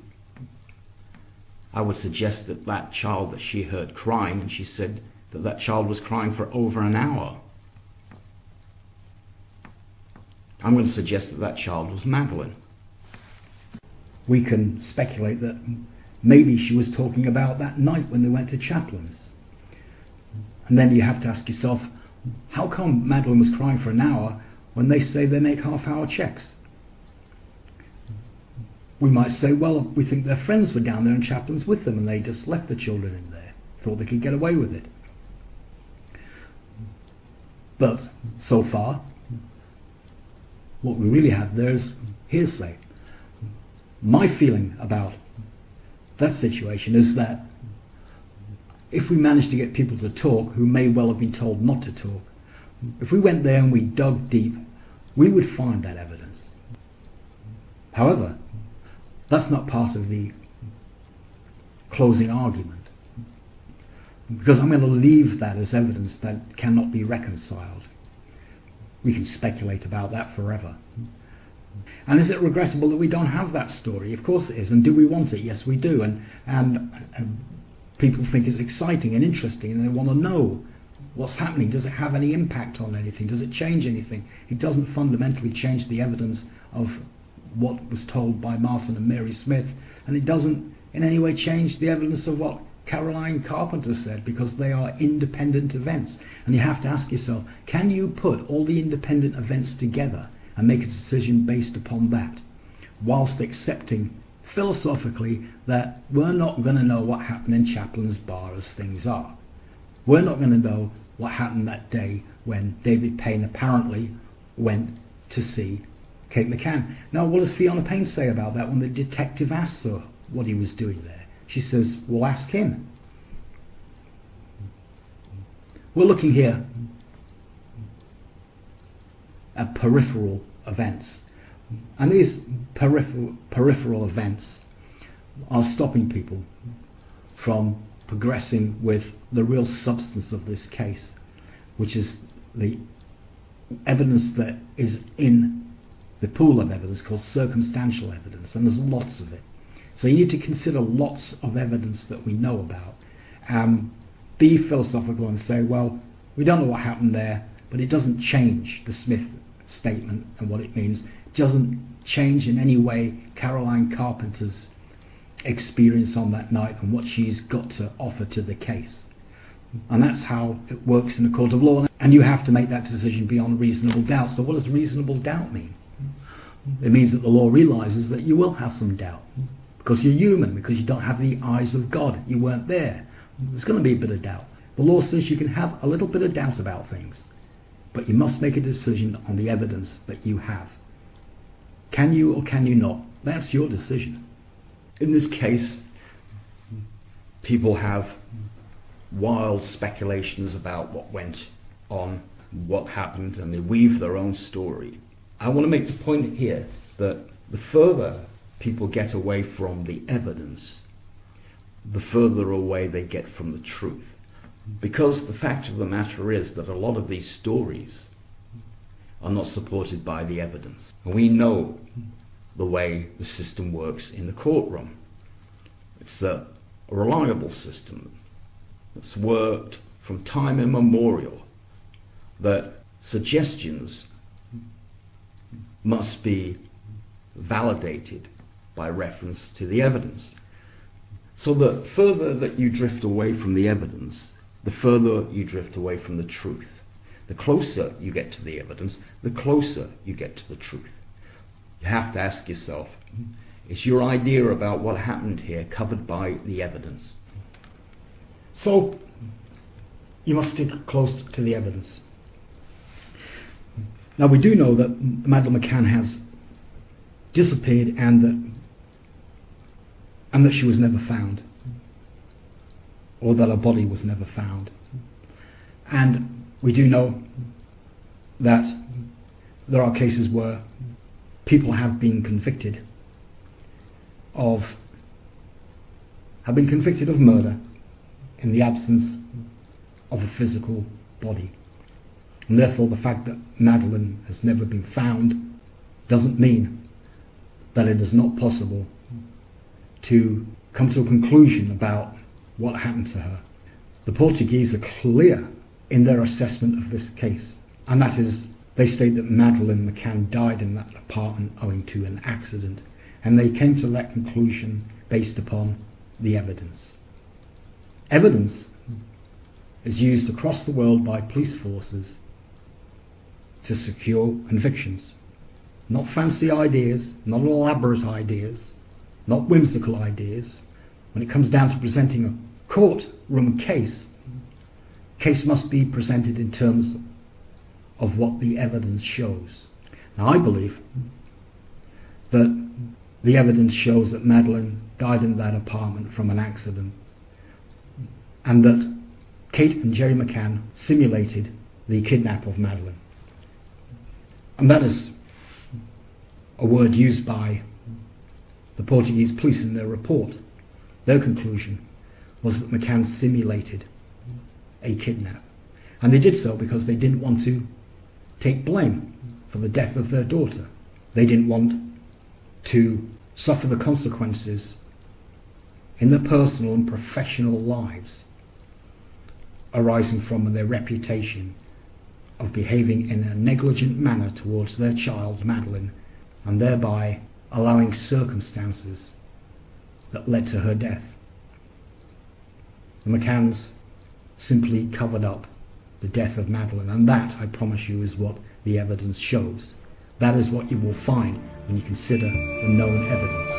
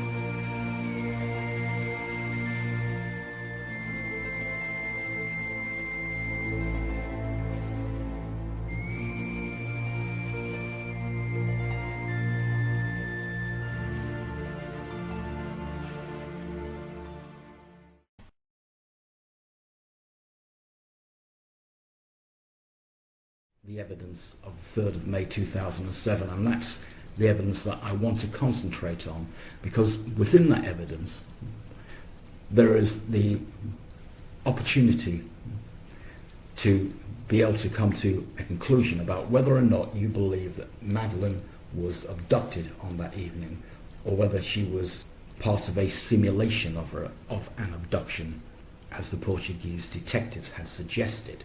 That was their summary. And that's a decision that can be made on the existing evidence that relates specifically to the 3rd of May 2007. And we needn't look elsewhere. And so I need to be concentrating on the evidence. And what I'm going to be looking at here is, for the time being, the forensic evidence and the evidence relating to the window. Now, that's been covered extensively, and you've seen that evidence. So I'm not going to be going over that step by step. The purpose of the closing argument is to emphasize certain parts of that, so that you can focus on certain parts of that, and we can derive some meaning and understanding about that, and to come to some conclusions about that. So that's what I'm going to be moving forward with now. Now, the Metropolitan Police have been investigating the disappearance of Madeleine McCann for over 10 years. And in that period, they have not come up with a scrap of evidence to support the McCann claim that Madeleine was abducted. What we have seen is that during that time, the forensic dogs, which were loaned by the British police to the Portuguese, have come up with forensic evidence which supports the claim of the Portuguese detectives and police force that Madeleine died from an accident in apartment 5A, and that the McCanns simulated an abduction. It was in fact the British police whose dogs discovered the DNA of Madeleine McCann, and the forensic dog Eddie, cadaverine dog, detected the smell of a corpse in apartment 5A. And this is real evidence.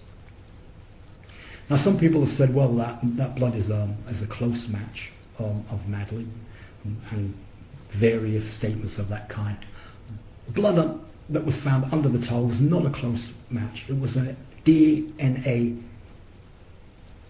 fingerprint, which means no other person on the planet Earth, with all its population, could be the person whose blood was found under that tile. It could only be Madeleine McCann. Now, you've seen some of my illustrations about Madeleine falling from that window ledge, which was the theory of Gonçalo Amaraldi, detective on the case, and of the Portuguese police. And in that illustration, you see that Madeleine falls over. But let's bear in mind the importance of that window and that side of the window. Because in fact, many of you would have noticed that the tiles are actually lifted not on the left side, but on the right side of that window. So why were the tiles lifted on the right side of the window and not the left side of the window? They were lifted on the right side of the window because Eddie the cadaver dog, indicated the smell of a corpse on the right side of the window, and therefore the Portuguese removed the tiles. Now, the Portuguese are pretty good at understanding about tiles because their country is invariably a country that has more tiles than carpet, and the detectives are quite expert. And murder scenes, for example, where there's a discharge of blood, and they know that people tend to wash away blood, and that water takes the blood through the tile grouting, through the force of gravity pulls it through.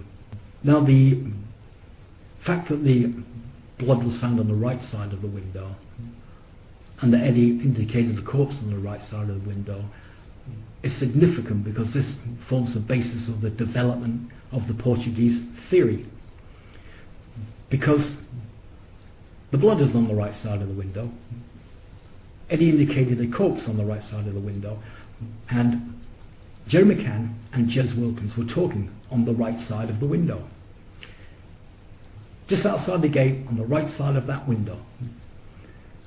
And in all logic, they deduced that Madeleine had actually gone to that side. You can hear voices through a window, and that Madeleine heard the voice of her father to the right side of that window, and then she climbed on that side, and possibly she was looking through the perforations which you would have seen in the evidence, the perforations in those blinds.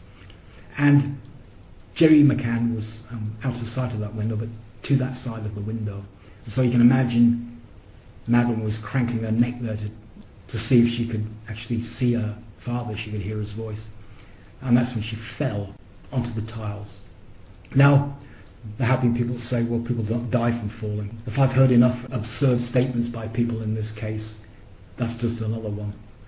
We've all seen videos of footballers who have died on football pitches through head contact, head clashes. Many of you would have seen videos, no doubt, where what they call a one-punch victim, where somebody's been punched out on the street and the punch didn't do the damage, but the fall onto the concrete did, and these people were killed.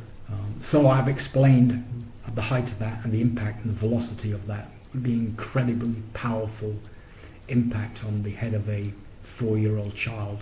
So you can see the value of evidence. That information formed that theory by the Portuguese detectives. So how does Madeleine's blood get under a tile? Well, it's very simple, because that blood was in watered down form. And so the obvious answer to that is it was washed down. Now we know from the cleaner's reports that there was no washing down of the tiles by the cleaner at any time. We know from the statements of Kate and Jerry McCann there was no washing down of blood. In fact, there was no washing down of those tiles during the time that they were on holiday. So how did the blood get under there? It got under there because I suggest that Kate McCann was washing up the blood of Madeleine. And Kate McCann is a doctor who's worked in the hospital, so she's had training on how to clean up blood. But Kate McCann has no knowledge of tiling or plumbing, and if she did, she would know that that water would find its way via gravity through the cracks in the grouting, and it would take that blood with it, which is exactly how it was found. When they lifted the tiles, Keeler found that blood.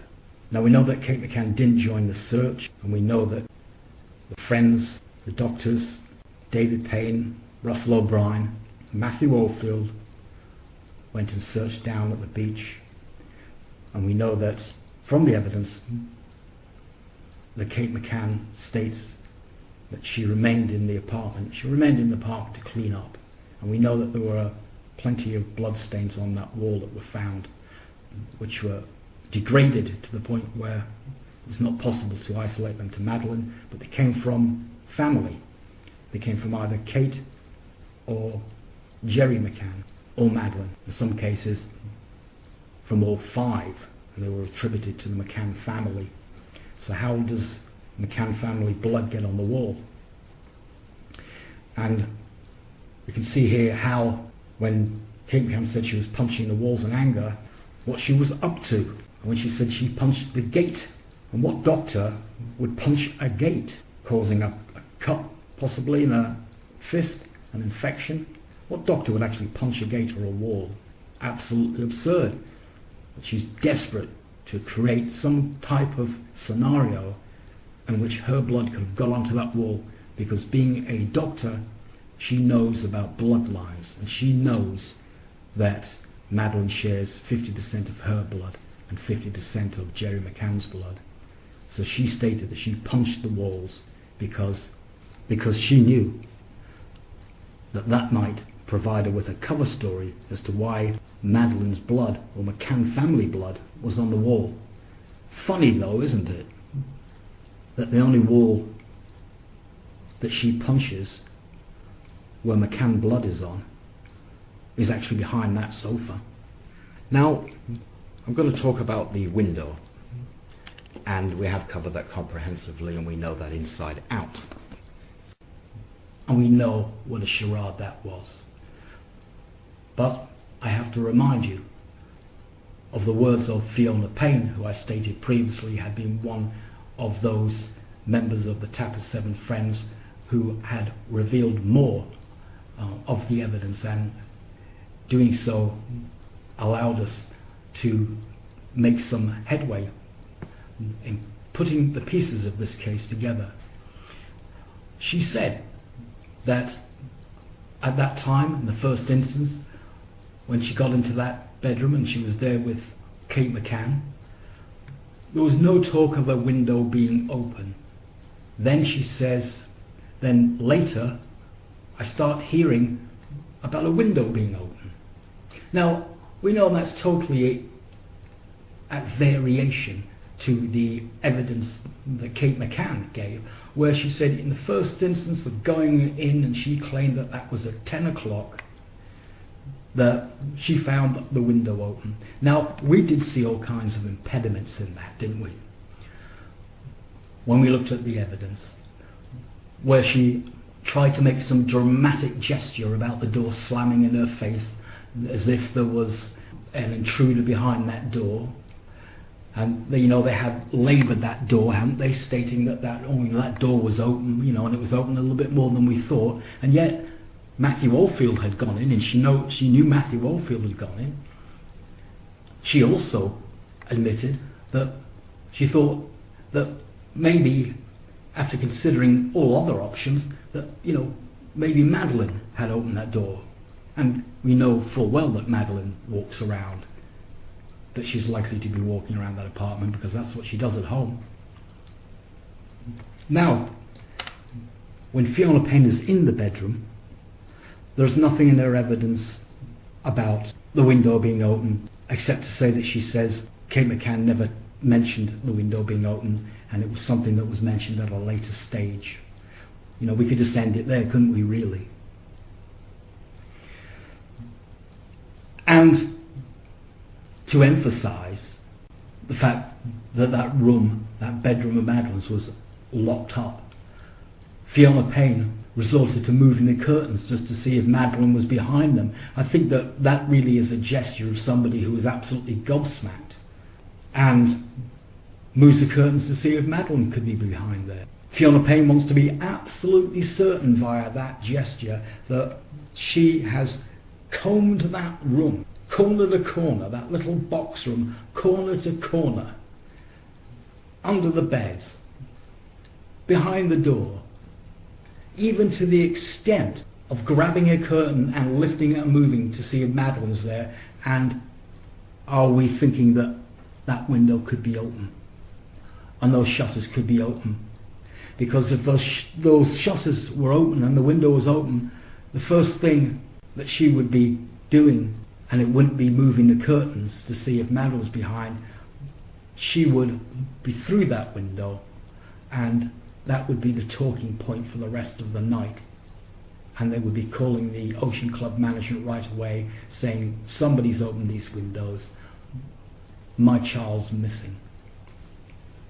Now, as if to exhaust every possibility of how Madeleine could have got out of that apartment, first she starts with moving the curtains with her hand, and then she has the idea that, well, she knows that the McCanns leave the sliding doors unlocked, and Fiona Payne tries those shutters. Now, many people have made the mistake of thinking, because they've not worked through the evidence closely, that the shutters that Fiona Payne tried were actually the shutters in Madeleine's bedroom, and that is not the case. Fiona Payne didn't move or try to touch those shutters on the inside.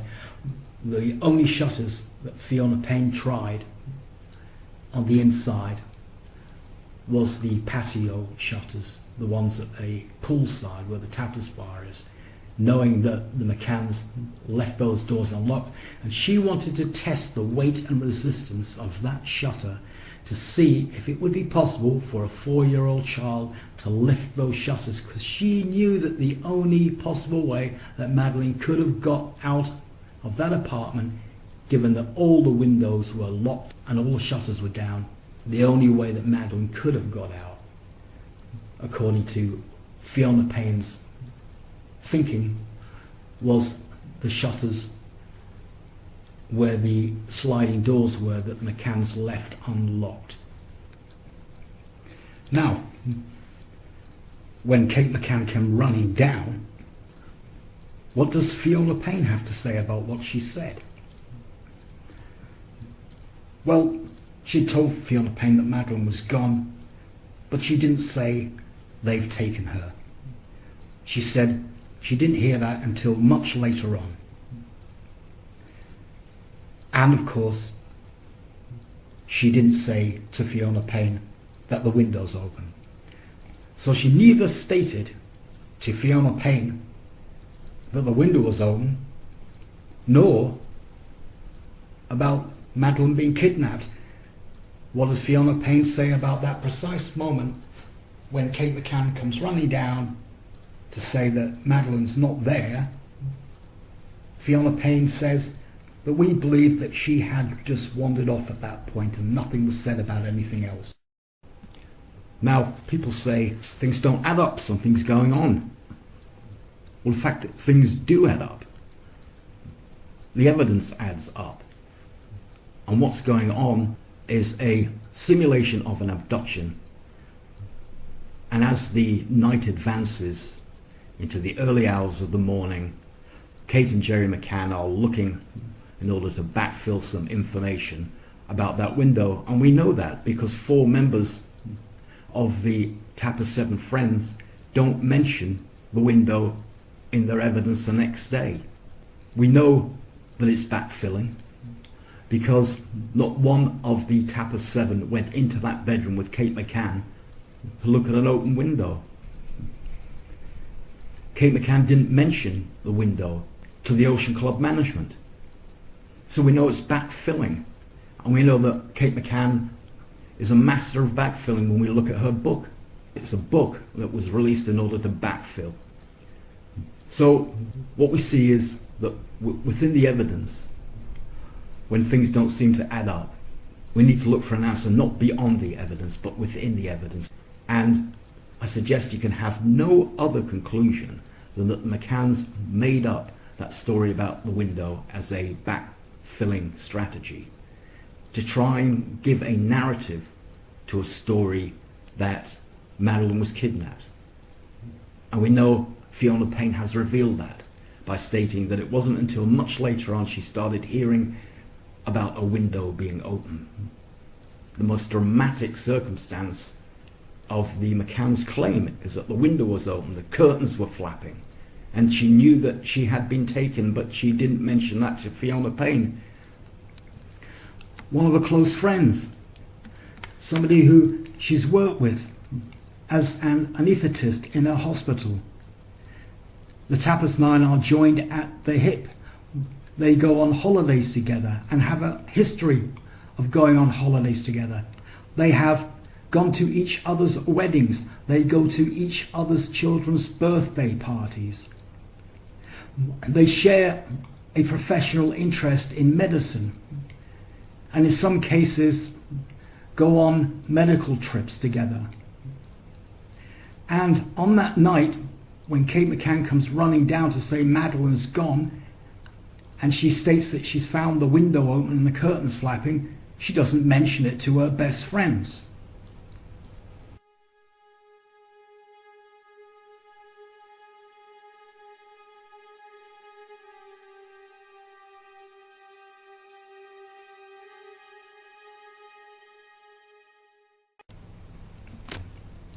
Now, when Kate McCann was dealing with the problem of none of the Tapas 7 friends seeing the window open, she dealt with that situation by suggesting that Jerry had closed the window.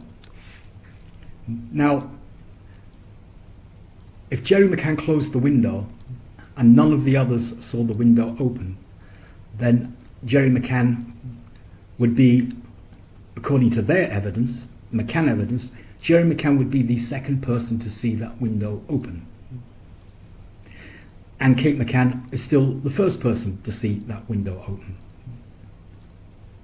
So, if Kate McCann was the first person to see that window open, why didn't she state to her close friend, Fiona Payne, the woman she's worked with professionally in a hospital, why didn't she tell Fiona Payne that that window was open, but Jerry had closed it, as Fiona Payne's lifting the curtains and looking for Madeleine? Now, if Kate McCann is suggesting or implying that she didn't see Jerry close that window, but she merely observed the window was closed, then why didn't she say to Fiona Payne, the window was open, when I came in looking for Madeleine, but now it's closed. So I assume that Jerry has closed that window. And now he's disappeared. I didn't see him close it, but I assume it must have been him who's closed it. She didn't say that she found the window open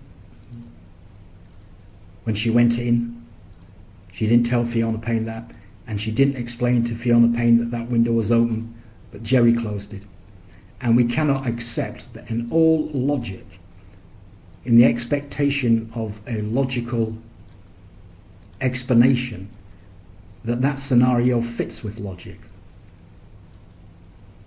That scenario is not sensible, that scenario is silly. And it is normally the case when suspects are making up evidence that what they say stretches the imagination.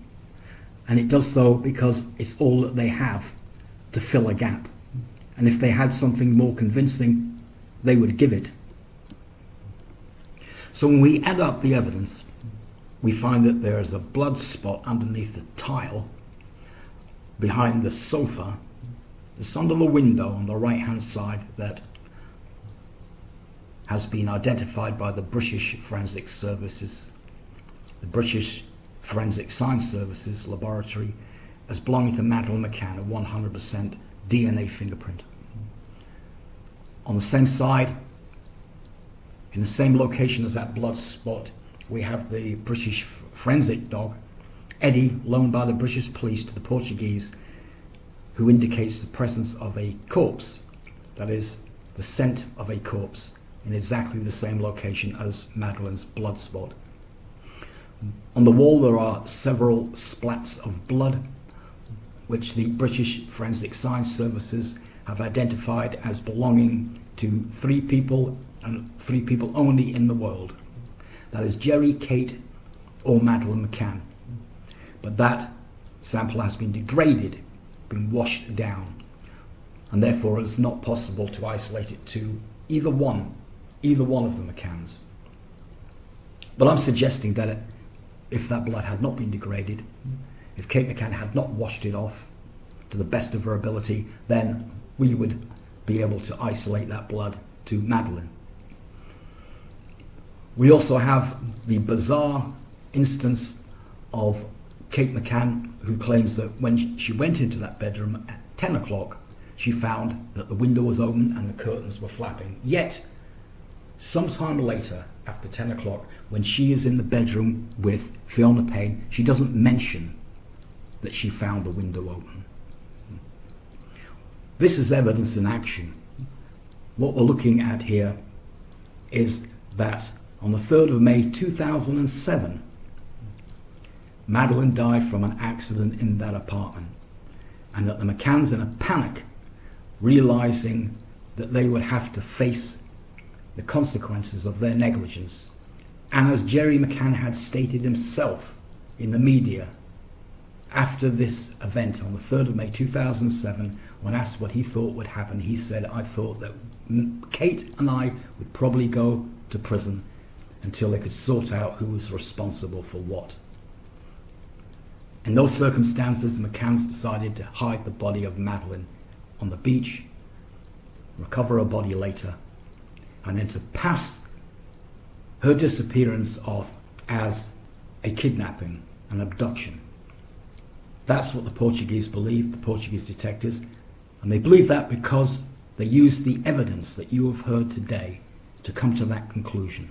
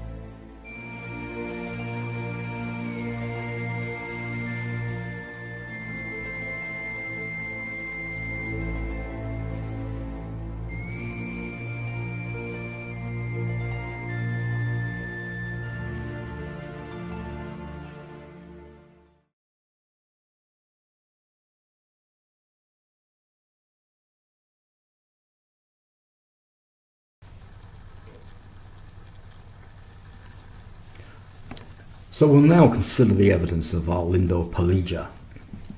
And Arlindo Palija was the executive chef who worked in the tapas bar.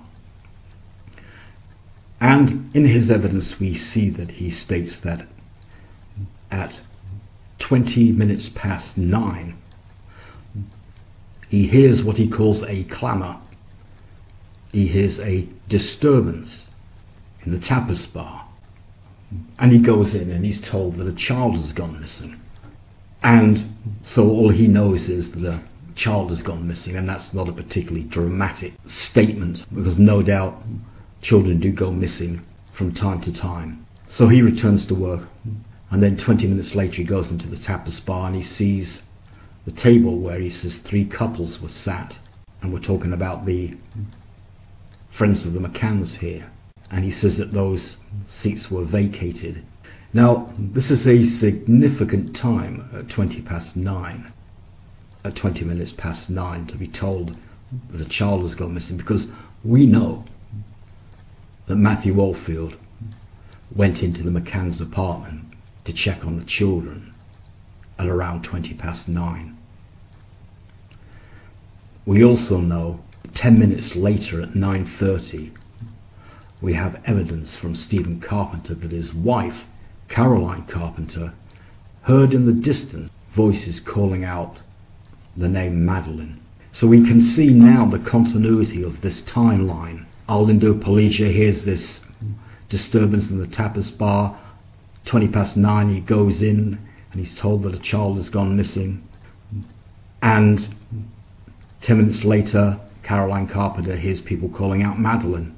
We also know significantly from the statement of Rachel Oldfield in 2008 that Matthew Oldfield at around 20 past 9 went into the McCann's parents' bedroom, Kate and Jerry McCann's bedroom, to look for Madeleine at around 20 past 9. And then we have the evidence of Arlindo Palija at around 20 past 9. He's heard that the child has gone missing. Now, I'm going to suggest to you that at around 20 past 9, Matthew Oldfield had gone into that apartment and he had looked into the bedroom and seen that Madeleine was not there. Regardless of what he said in his statement when he said he didn't look in, he looked in. Because he went in and he looked in the parents' bedroom, Kate and Jerry McCann's bedroom, because he had found Madeleine to be missing from her bed. And no doubt he went and looked in the toilet and he went into the kitchen. But remember that that apartment at that time had a lamp on and it was dark in there. Just had a lamp on. And so what Matthew Oldfield didn't know was that the far side of the room, in the gap between the sofa and the wall and the window, Madeleine was lying dead.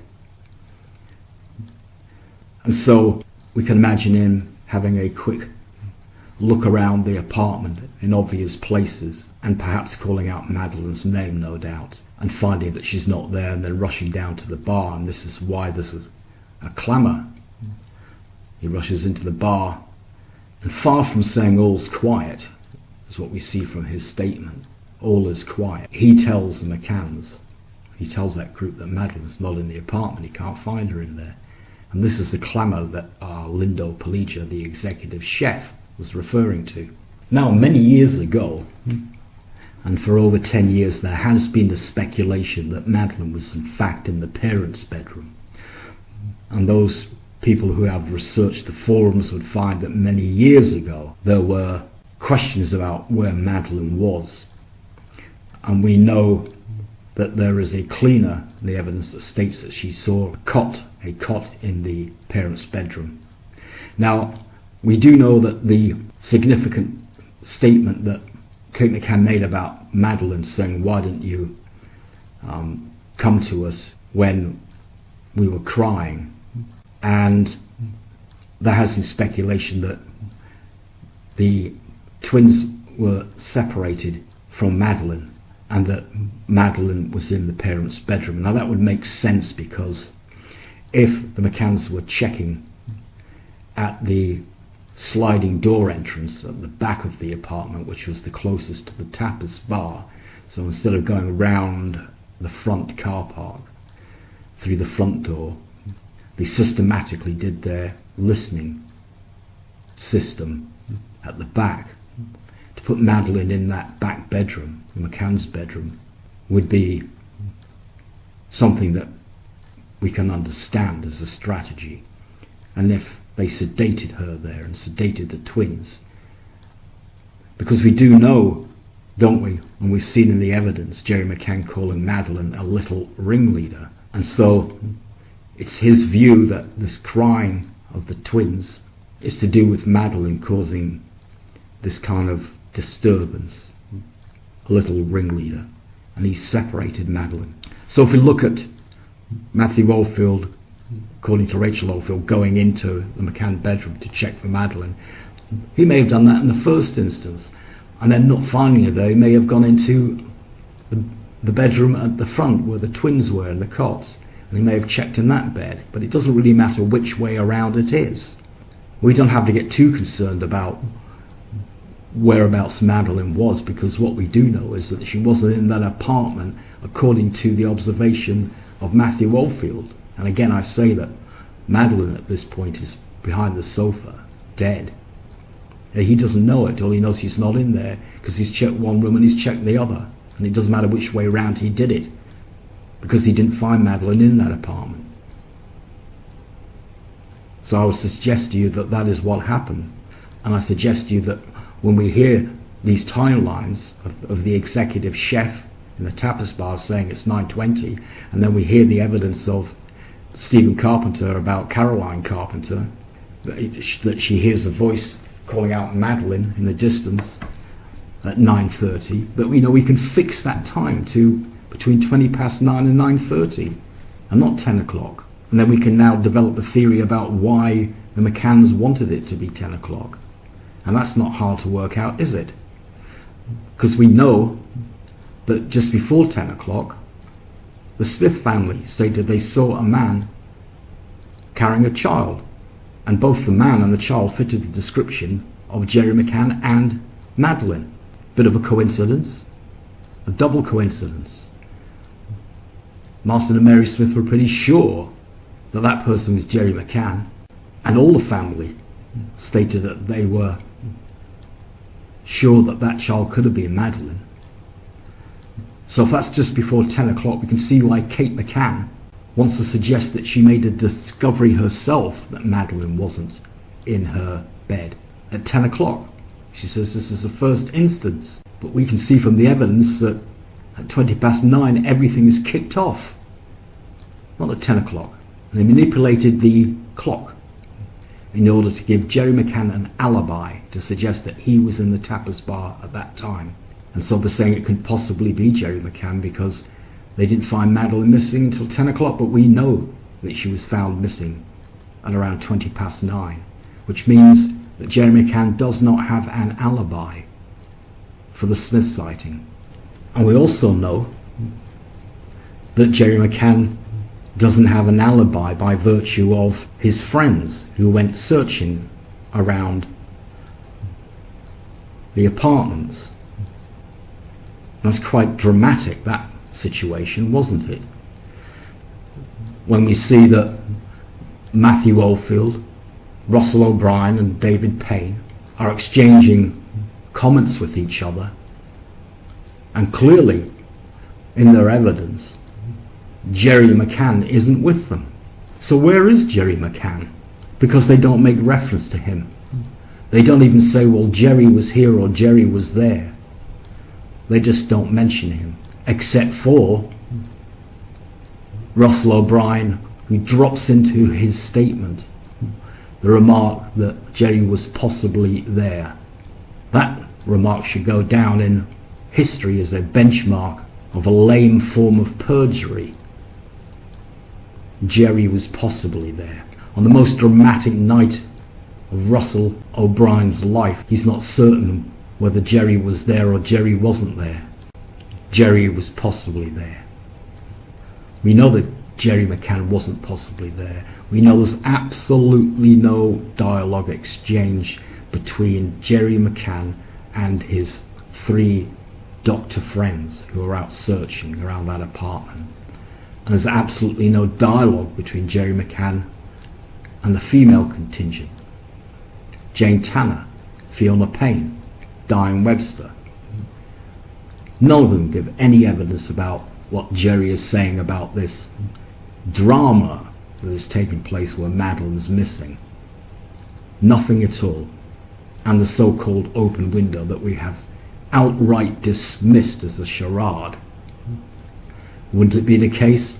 Jerry McCann goes into the apartment, stands by the open window, the open shutters, and his friends come in and they all exchange remarks about that window, but it never happened, did it?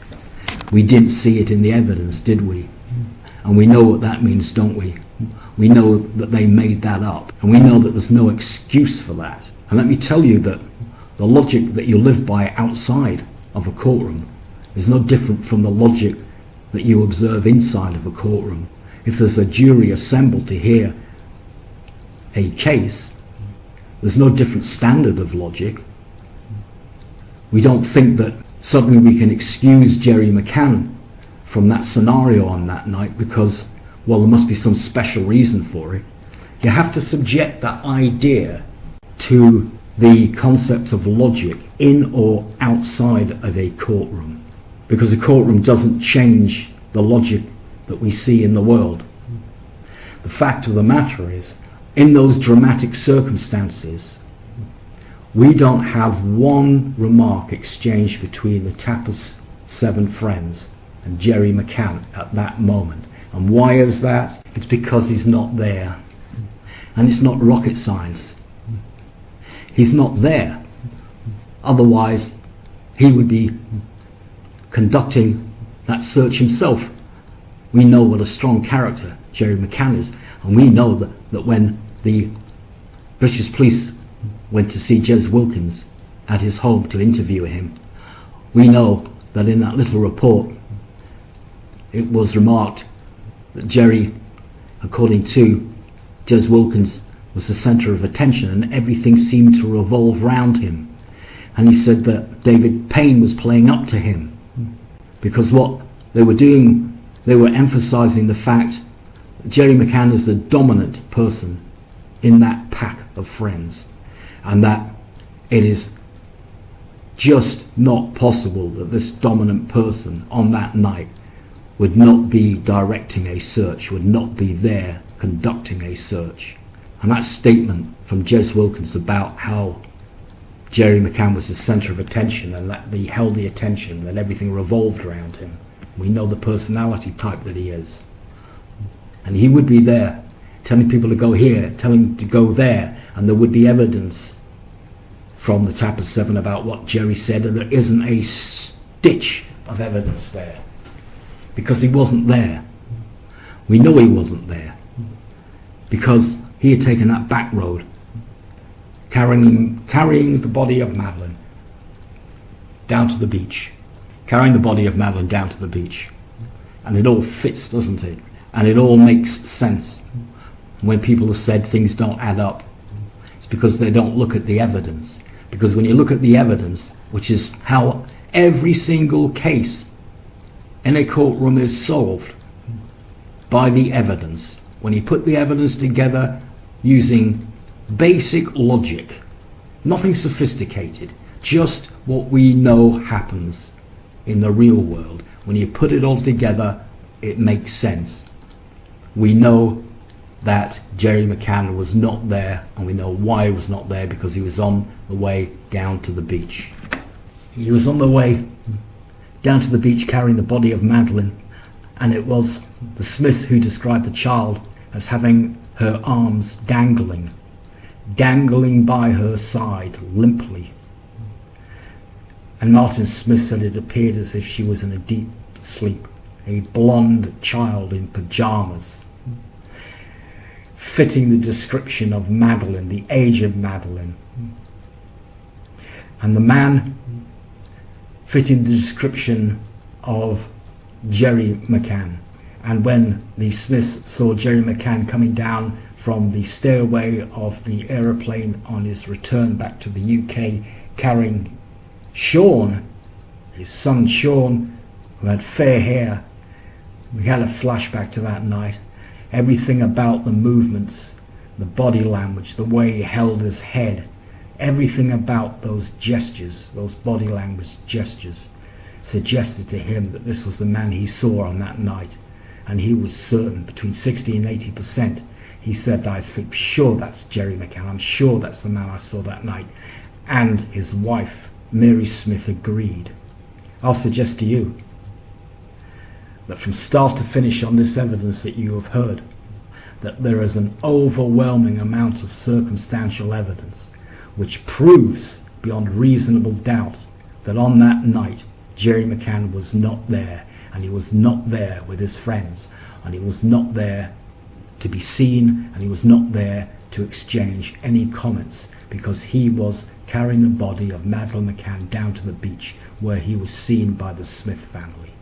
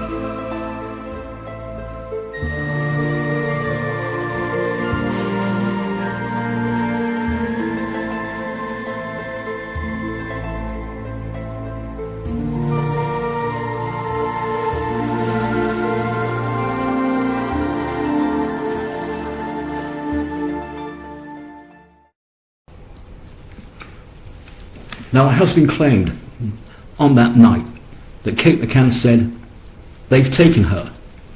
And we're all familiar with that statement, and it has become a fact of the case. They've taken her. And that statement has become important to the McCanns. And it's important to them that we think that was something that was said on that night, because it suggests a presence of mind of Kate McCann. Because as she claimed, the window was open and the curtains were flapping. And so it links, doesn't it? Madeleine must have been taken through that window.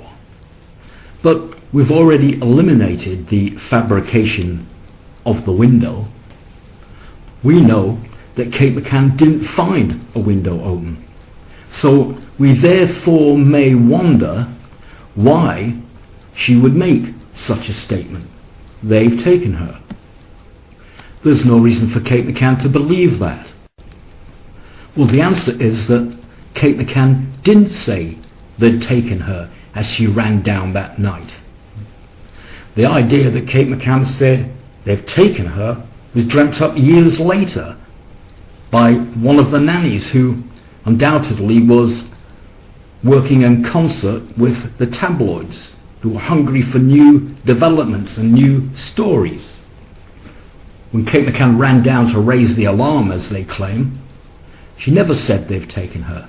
because the truth of what Kate McCann said on that night is revealed in the evidence on the 4th of May, the next day. And in the statements of the 4th of May, the Tapas 9 described the absence of Madeleine as a disappearance. And none of them in their statements say Madeleine had been abducted or we believe Madeleine had been abducted. The statement they've taken her was not uttered by Kate McCann on that night as she ran down. The evidence proves that Kate McCann didn't make such a statement. Now on Crime Watch, we saw that Kate McCann said, "I knew she'd been taken."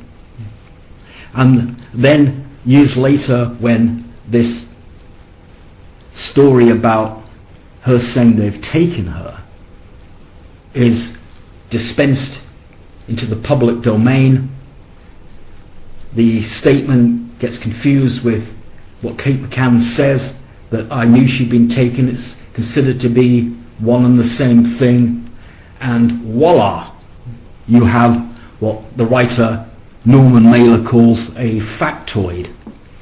And a factoid is something which Mailer described as something that appears to be a fact but isn't.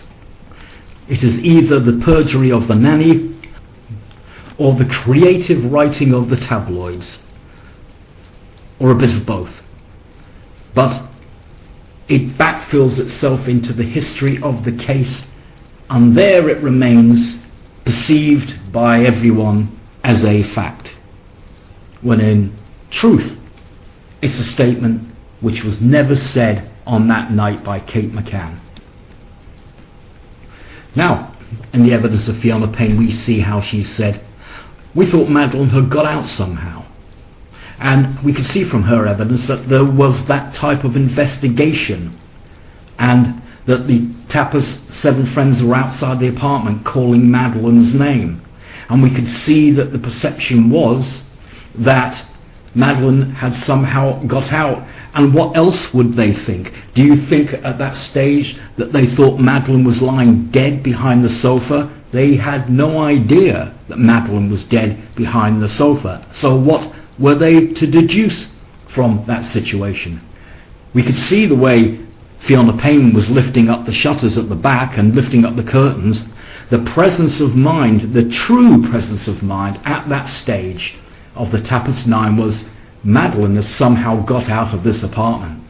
And that's what we see from them going around the apartment and calling out Madeleine's name, which is what Caroline Carpenter heard on that night at about 9:30. Now let me draw your attention to the evidence of Geronimo Salidas, who worked in the Tapas bar. And on that night he sees Diane Webster, the mother of Dr. Fiona Payne, sitting alone at the table, and he goes up and he inquires why she is on her own at the table, and she says that everybody has gone to see if the little girl is still there in the apartment. And in Diane Webster's own evidence, she states that she has been asked to stay there in case Madeleine returns, Madeleine comes back. Of course, because the idea is that Madeleine has somehow got out and she's probably trying to find them in the Tapas bar, and so she has to stay there in case Madeleine comes to the Tapas bar looking for her mother and father. Now, is that a statement that has been made by somebody who's just been told by Kate McCann that the window's open, the curtains are flapping, and Madeleine has been abducted, and Madeleine has been taken, they've taken her through the window? Absolutely nothing of that kind. A totally relaxed person who's thinking that Madeleine has got out. She knows that the sliding doors are open. She's thinking Madeleine has got out. And there is nothing in her statement and nothing she said to Geronimo Salidas which indicates that she was alarmed and that there had been an abduction of Madeleine. So what I'm going to do now is to read out to you the evidence of the next day, the 4th of May, when the Tapas 9 are brought in by the Portuguese police and asked to make their statements about what happened that night. And we will see in those statements how they describe the absence of Madeleine when they checked in that apartment. Rachel Oldfield's statement. She says that Kate returned to the restaurant in tears, telling us that Madeleine had disappeared. Diane Webster's statement. She says that Kate came back telling us that Madeleine had disappeared. Fiona Payne. She said that Kate came into the restaurant telling them that Madeleine had disappeared. Matthew Oldfield. He says Kate came running back saying that Madeleine was no longer in her bedroom. Russell O'Brien. He says that Kate came back into the restaurant affirming that Madeleine had disappeared. David Payne. He said Kate came back into the restaurant saying that Madeleine had disappeared. Jane Tanner. She says that when she was in her apartment, she heard Kate and Fiona shouting that Madeleine had disappeared. Kate McCann. She says she verified that the twins were in their respective beds, unlike Madeleine, who had disappeared. Jerry McCann. He says that the twins were in their beds, unlike Madeleine, who had disappeared. The narrative event was that Madeleine had definitively disappeared. Now hold in your mind, and don't forget at this point, that the window story has not yet been created, and therefore there is no explanation as to the disappearance of Madeleine, because the window story has not been evolved at this point, which is why they are all explaining the absence of Madeleine in their perception at that time as a disappearance, whereas the factoid narrative that has developed is that Kate McCann comes running down saying they've taken her because the window's open and the curtains are flapping, but of course they weren't. The window wasn't open. Hold in your mind at that point that there was no window that was open, which is why Kate McCann ran down telling everyone that Madeleine had disappeared. And Kate McCann and Fiona Payne were looking around that apartment to see how Madeleine could have got out.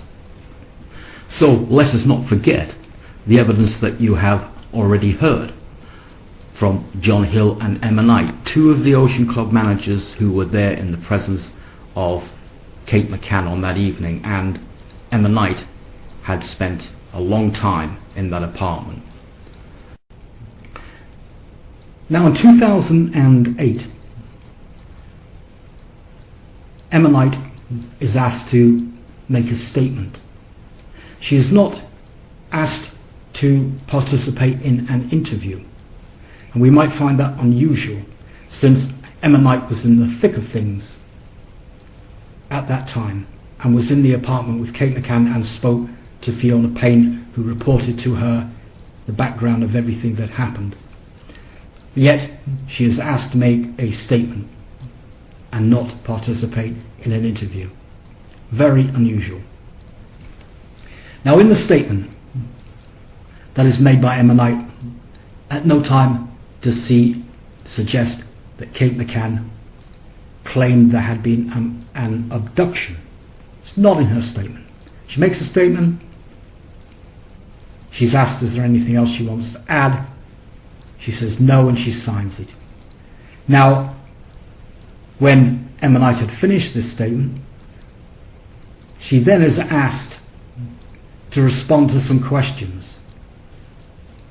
And no doubt these questions come from Kate and Jerry McCann, because we know that the Leicester detectives have said to witnesses in Leicester in 2008 that Kate and Jerry want to put some questions to you. And it's only fair that Kate and Jerry can put some questions to you. And you have to wonder in what legal textbook that comes from. Because it doesn't come from any.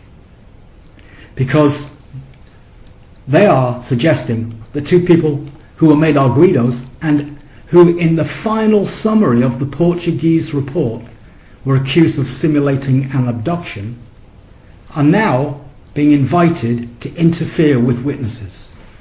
This is unprecedented. And it looks like Kate McCann is well aware that everybody's been talking about a disappearance and nobody's been talking about an abduction on that time, and that bothers her.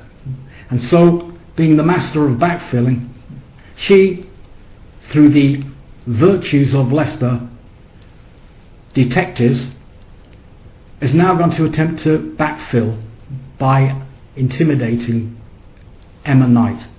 And she says she wants to ask Emma Knight, I said that Madeleine had disappeared and I also said that she had been abducted. And it looks like Emma Knight has simply just repeated that as a confirmation.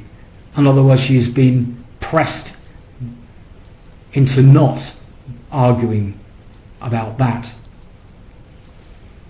Now that's interfering with witnesses. It's what it is. And she's been given a leading statement which would not be allowed in a court of law. A leading question, encouraging a particular response. And in the natural depiction of this case by Emma Knight, in her statement, she does not mention an abduction. Emma Knight, therefore, is now agreeing to an abduction remark which wasn't in her official statement. Kate and Jerry McCann have not been asked to attend this interview in Leicester in 2008, been asked to attend and face questions, and yet they have been allowed by the Leicester detectives to put questions to witnesses. It is absolutely incredible that this has been allowed to take place. It is clear that Kate McCann has been allowed to rewrite the evidence of Emma Knight and that she has interfered with a key witness. And it is significant because the Leicester police know that there was no talk of an open window at that time. And they know that it hasn't been mentioned by John Hill, the general manager, and it hasn't been mentioned by Emma Knight. And they should have put Emma Knight through an interview and asked her about the window, and she would have replied that no, there was no talk from Kate McCann or Jerry McCann or Fiona Payne about any window at that time. Now you have heard me say that Kate McCann interfered with the natural depiction of Emma Knight's evidence. And I want to explain what I mean by that. Because what I'm saying here, in terms of this whole idea of an abduction, it is a matter of emphasis. Because if it had been the case on that night that the window had been open, the curtains had been flapping, that Kate McCann had run down and said they've taken her, there would be an absolutely incredible stamp of the idea of an abduction on the whole evidence. The emphasis would have been overwhelming. When Emma Knight went into the apartment to speak to Fiona Payne, she would have been told Madeleine's been abducted, the windows open, the curtains were flapping. All the Tapas 7 would have reported that Kate came down and saying, the window's open, Madeleine's been taken, they've taken her, someone's taken her. It never happened. The importance is to understand what the emphasis was at that time when Kate McCann came running down. Now, after Jerry McCann had deposited the body of Madeleine in the location of the beach and came back to the apartment, what was said thereafter? That's a different matter, because the initial emphasis should have been that the case at that early inception is stamped with abduction. It isn't. It's stamped with disappearance. When John Hill receives a call from Lindsay, one of the child care workers, she tells him that a child has gone missing. Again, the emphasis is on missing.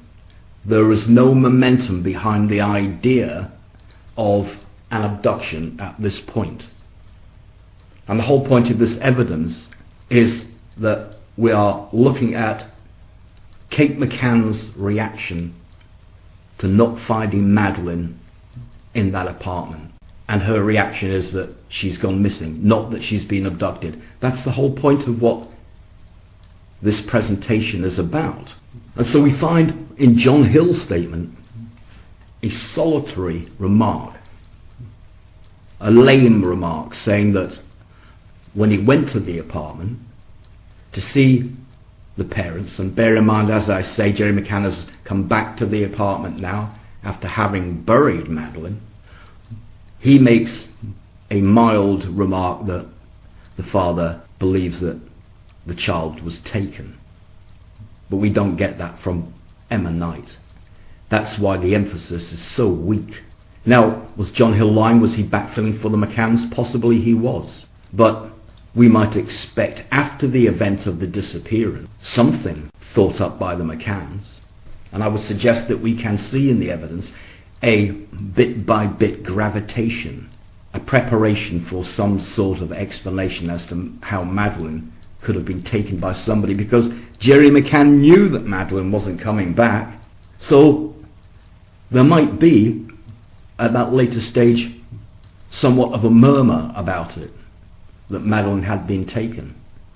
But so weak was it that it didn't even form an impression on Emma Knight. And therefore, we see Kate McCann attempting to make it look that there was some kind of an impression made upon Emma Knight in relation to the notion of Madeleine being abducted.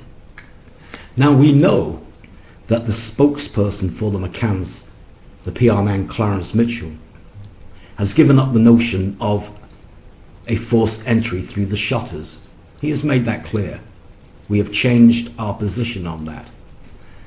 But he states that the new position is that somebody came into the apartment and exited through that window. So you can see the importance of the evidence, because the evidence makes a lie out of that notion. And today, the position of the McCanns is that that window was open, the curtains were flapping. So we have heard from Clarence Mitchell that the official McCann position now is that somebody came in to that apartment and took Madeleine out through that window. So what does this evidence tell us in terms of a fundamental understanding of this case? The evidence that you have just heard. When I talk about Emma Knight's depiction of events, when I talk about emphasis, what this means is that had a window been open, had the curtains been flapping, as we see Kate McCann developing this drama on BBC Crime Watch, had that happened at that time, then the reactions of everybody would be impressed with the notion of abduction. That goes without saying. You've got a missing child, you've got the shutters rolled up, you've got the window open, you've got the curtains flapping.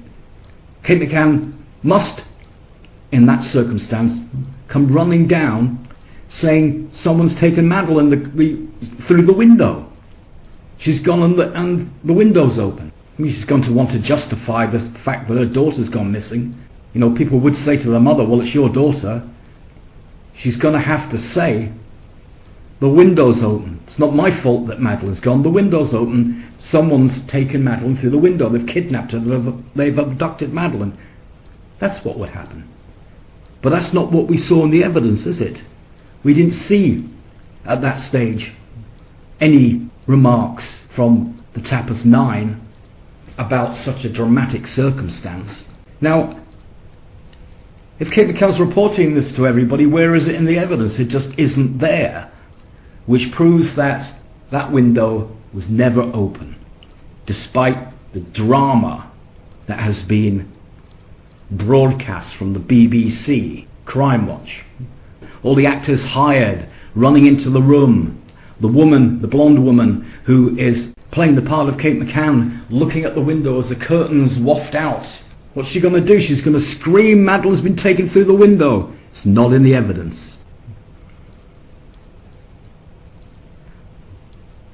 There is no emphasis of an abduction according to the evidence. And as I've said before, stay close to the evidence, because the closer you get to the evidence, the closer you get to the truth.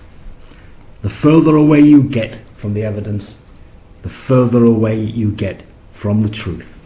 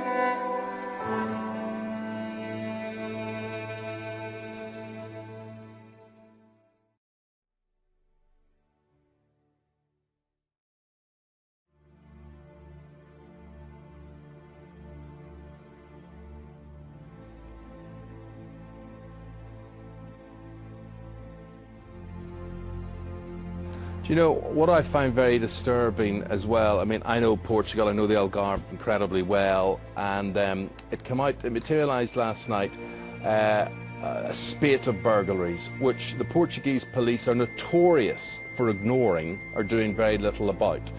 And if this was an Albanian or Romanian gang doing this, and they seem to operate with impunity up and down the coast of the Algarve, breaking in to apartments and villas and all that sort of thing, the Portuguese police really, if they'd have taken care of the smaller stuff and the complex where you're at may have been cased in advance, this may not have happened. They hardly emerge with a lot of credit from all of this, do they?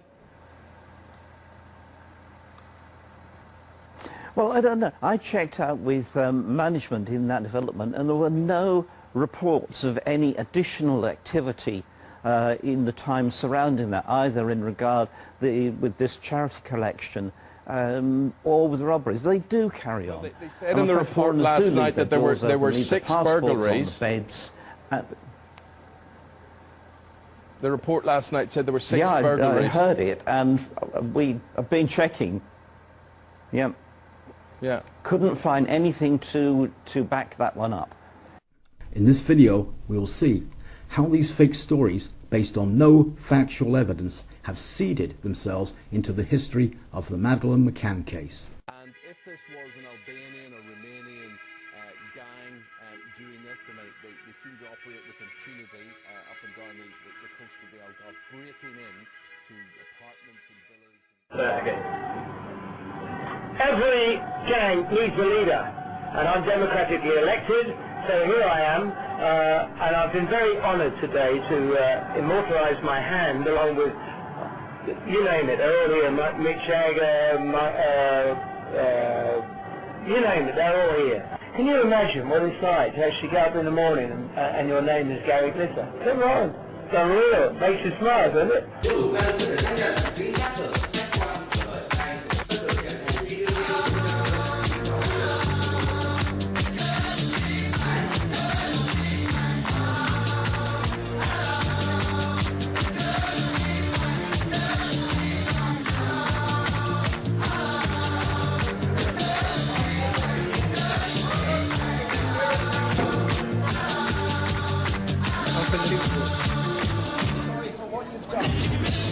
No, I'm not. I haven't done anything. I'm innocent. I am innocent. It's a conspiracy. Right in the front, guys. Right in the front, James. You know who.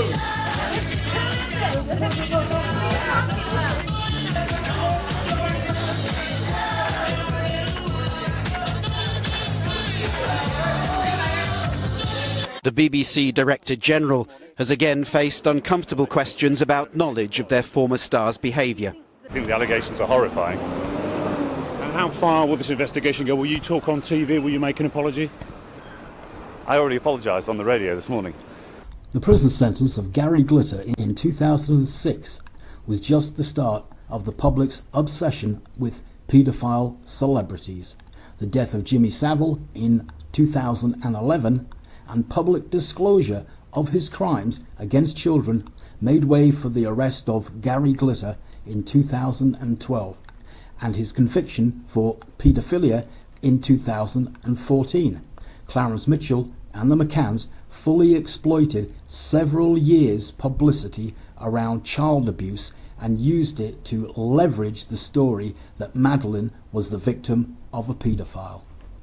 The story of the multiple burglaries at the Ocean Club in Praia de Luz was just the first of the exaggerations.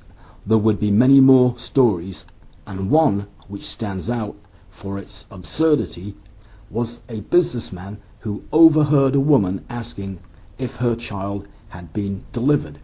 The storyline suggests that this child was Madeleine, and that Madeleine was part of an abduction plan. When journalists asked Dave Edgar to explain, he looks nervous and embarrassed. All that we can say is that we take the witness at face value. He's a credible witness, he's a professional man, and he is a very credible witness. Obviously that's the witness's perception, that it was an Australian accent. people can be mistaken, of course, but we're going with what the witness said, and that's Australian. Yes, you're right. We do get quite a few leads, which obviously we don't follow up because I consider it to be credible and a strong line of inquiry. If I didn't think so, I wouldn't be here now. The witness had been drinking. He wasn't drunk. Some of the people with him perhaps had drank more than he had. Let's come forward and speak with us, and it could be something innocent and a reasonable explanation for the conversation. Clarence Mitchell produces an e-fit of a suspect that was soon to be nicknamed the Posh Spice lookalike, a reference to Victoria Beckham. The e-fit turns up in the tabloid news as a credible lead. Mitchell's storyline is that a man was approached by mistake by a woman who thought he was a courier bringing her a child she had ordered. The man described the woman being in her 30s and having an Australian accent. An Australian woman claims her neighbour fits the description of the e-fit, the woman you see here in the sunglasses. However, she is not a young woman, as reported, but a woman in her 50s, who, when approached by the newspapers, stated she had not left Australia since 2000. Mitchell's e-fit could be related to any number of women having black cropped hair, and no doubt Clarence Mitchell expected a response, but perhaps not such an absurdly lame response. Hardly surprising Dave Edgar looks uncomfortable and nervous, yet the story sold, and Clarence Mitchell cashed in again. Like all the other stories pumped out by Clarence Mitchell, it was clear that Clarence Mitchell was making up fake news and selling it to the press. Not only was Mitchell making up stories, but he was putting words into the mouths of targeted people. The gentleman that's in here is not a suspect. He is someone who we're interested in. I wouldn't describe him as a suspect. We want to eliminate him from the investigation. We've come out here especially today, primarily because of his medical condition. He's got a serious medical condition, and we want to speak to him sooner rather than later. The person Dave Edgar wants to see sooner than later is Raymond Hewlett, who was said to have been a paedophile. Hewlett fits the description of attention seeker Gail Cooper, who said she saw a man acting suspiciously outside the McCann apartment. Gail Cooper's e-fit looks like Hewlett, except that Hewlett is now 30 years older and wheelchair bound. But this doesn't stop Clarence Mitchell from serving up Hewlett to the public as a feasible suspect. The storyline that comes from Hewlett is clearly the work of Clarence Mitchell and co. Hewlett makes the unlikely claim that he saw Madeleine in pyjamas being taken away by two gypsies.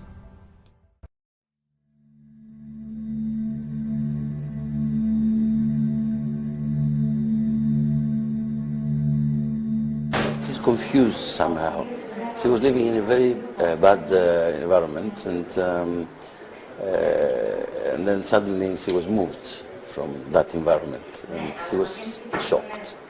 And as soon as she went with our social worker, she started crying until she went to sleep. It could be both. And it shows that could be kidnapping and combined effort of these people to buy and sell children. And when you have a good commodity like this one, they're trying to find better price, because they were using also this little girl in the streets of Larissa to beg because she was blonde and everybody, she was cute. I'm asking everybody in Europe or wherever in the world, if they have information in countries that the 116000 is working, they can call that the number. There is a manufactured storyline in this depiction of a blonde child being traded by gypsies, as if gypsies commonly steal blonde Western children and sell them into slavery in Europe. The man gives a convincing story that the child was crying and confused. However, the child is crying and confused because she has been abducted not by gypsies, but by the social services, who falsely suggest she is a Western child who has been trafficked. Even the police are in on the bogus storyline, suggesting that DNA tests prove that the child has been stolen. Δόλος έμοιαζε με τους φερόμενους αυτούς ως γονείς, όπως προείπα. Σε σχετικές ερωτήσεις που έγιναν για το κοριτσάκι αυτό έχουν πέσει σε αρκετές αντιφάσεις.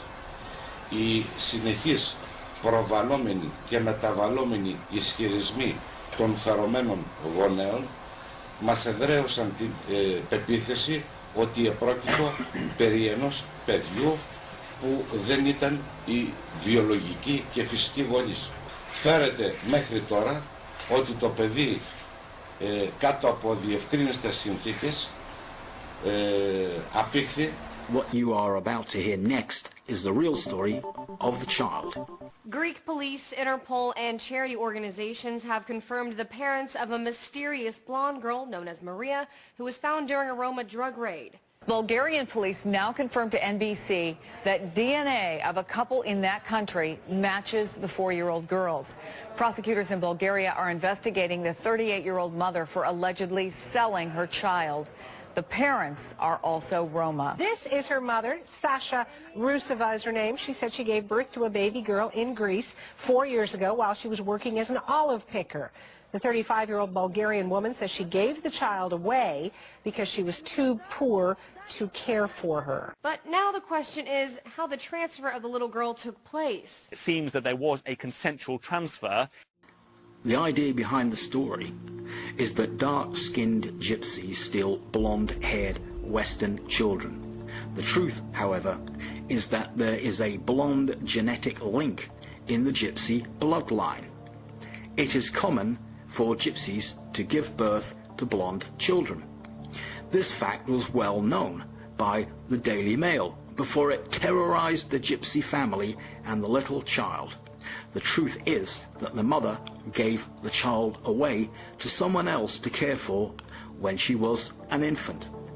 The story of a child crying for its mother is a scam. The child never knew her natural mother. The story of a stolen blonde child has all the hallmarks of the McCanns and Clarence Mitchell. There is another clue. It was the Daily Mail who exclusively covered this story, and Clarence Mitchell had long before brokered a deal between the McCanns and the Daily Mail paper. Throughout the years, Clarence Mitchell and the McCanns have enriched themselves by selling bogus stories to the Daily Mail.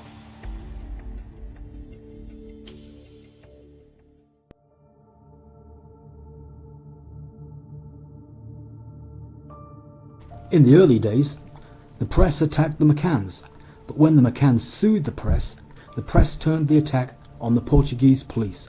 This gave Clarence Mitchell complete control over the press. If the press wanted to cover a story about the McCanns, then it had to be a story supporting the McCanns. When the press had to publish a grovelling apology, it was the last time they printed a negative story about the McCanns.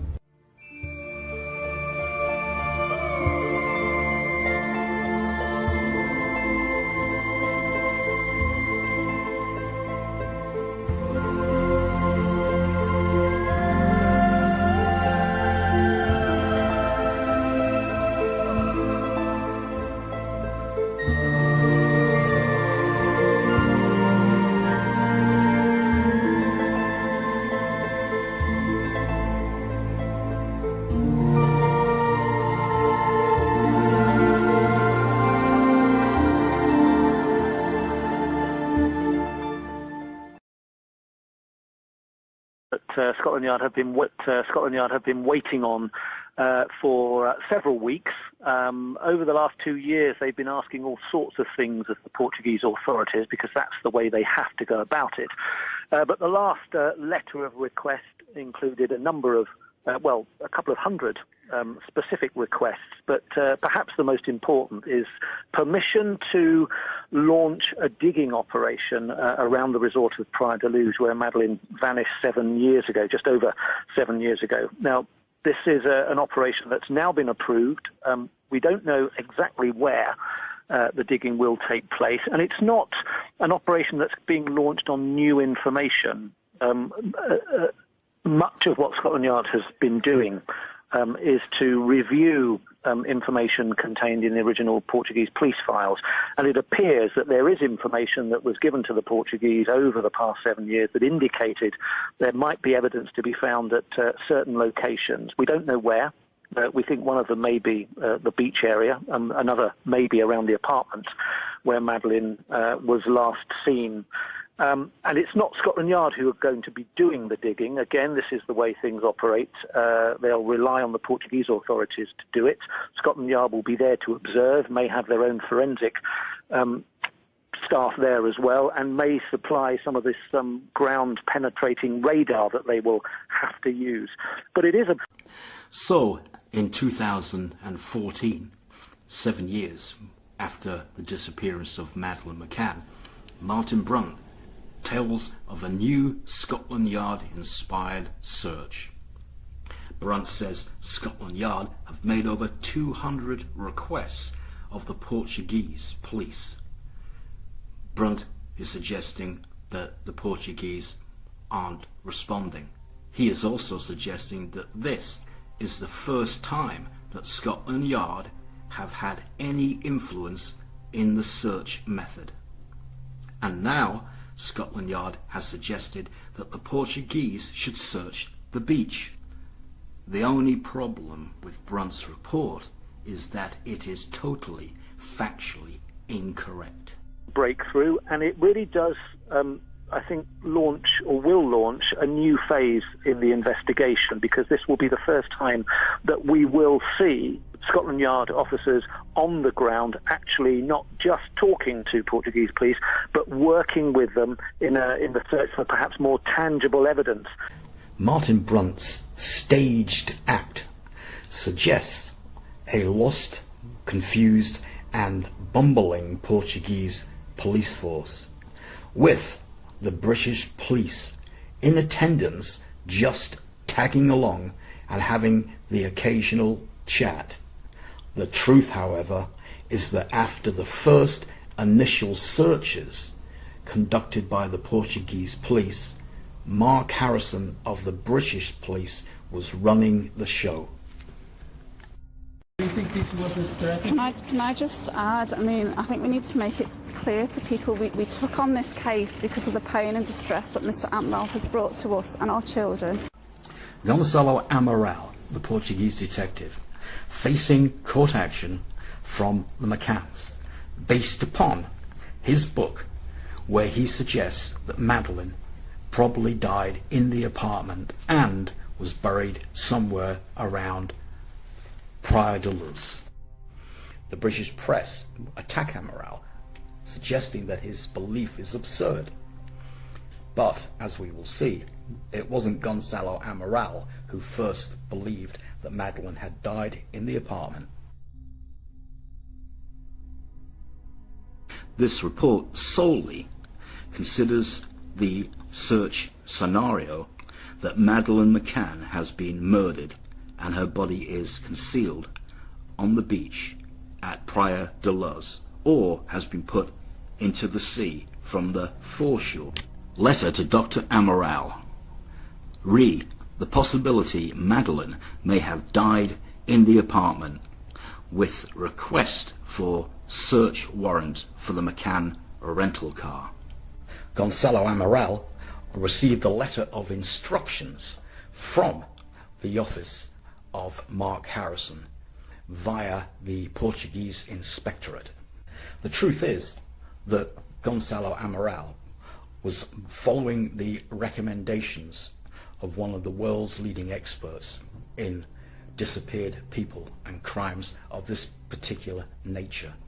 Mark Harrison, he was the person who ordered that the forensic dogs search the McCann's car, and he was the police specialist from Great Britain who suggested that Madeleine probably died in the apartment.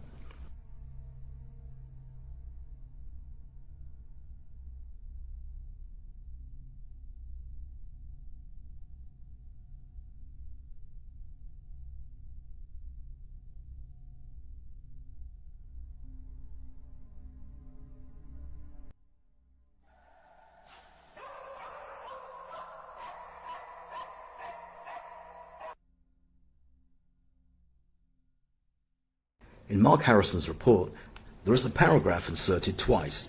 In one of the paragraphs, the letters SMMH have been inserted. What does SMMH mean? The letters are not repeated elsewhere in Harrison's report, but there is something else missing.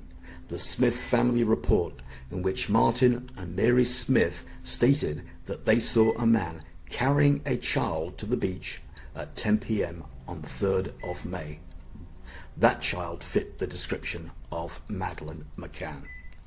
Why has Mark Harrison not mentioned this intelligence information in his report? But in Harrison's report, I find an image of a map with a pin inserted. It reads Irish sighting. The pin is inserted exactly where the Smith family saw the suspect. I begin to speculate that SMMH is code language for Smith, the first and last letters being the first and last letters of the name Smith, the middle two letters being the initials of Martin and Mary Smith. My deduction may or may not be correct, but what is a fact is that Mark Harrison does not mention in his report the most important intelligence information since the disappearance of Madeleine McCann.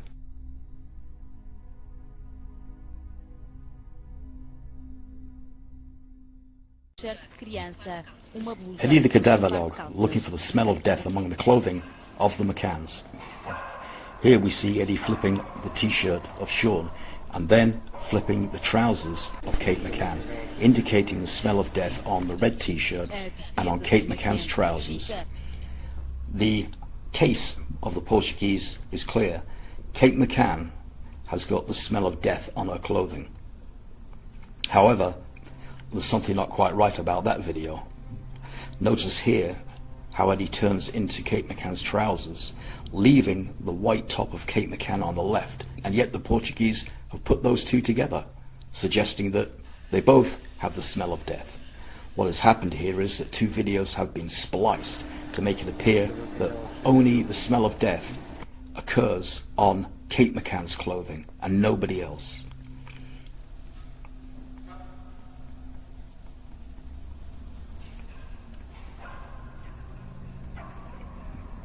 Note the white shirt behind Eddie and how he turns into the trousers, ignoring the shirt. He then steps over Kate McCann's t-shirt and then indicates on Jerry McCann's blue t-shirt. On the Portuguese video, shown on Portuguese TV, the blue t-shirt of Jerry McCann has been cut out, just leaving Eddie here to mark Kate McCann's trousers. The story of the Portuguese TV is quite clear. Among the clothing of the McCanns, only Kate McCann is indicated to the smell of death. This is a conspiracy in order to leave Jerry McCann's blue top out of the video, and therefore to suggest that it was only Kate McCann who had the smell of death on her clothing.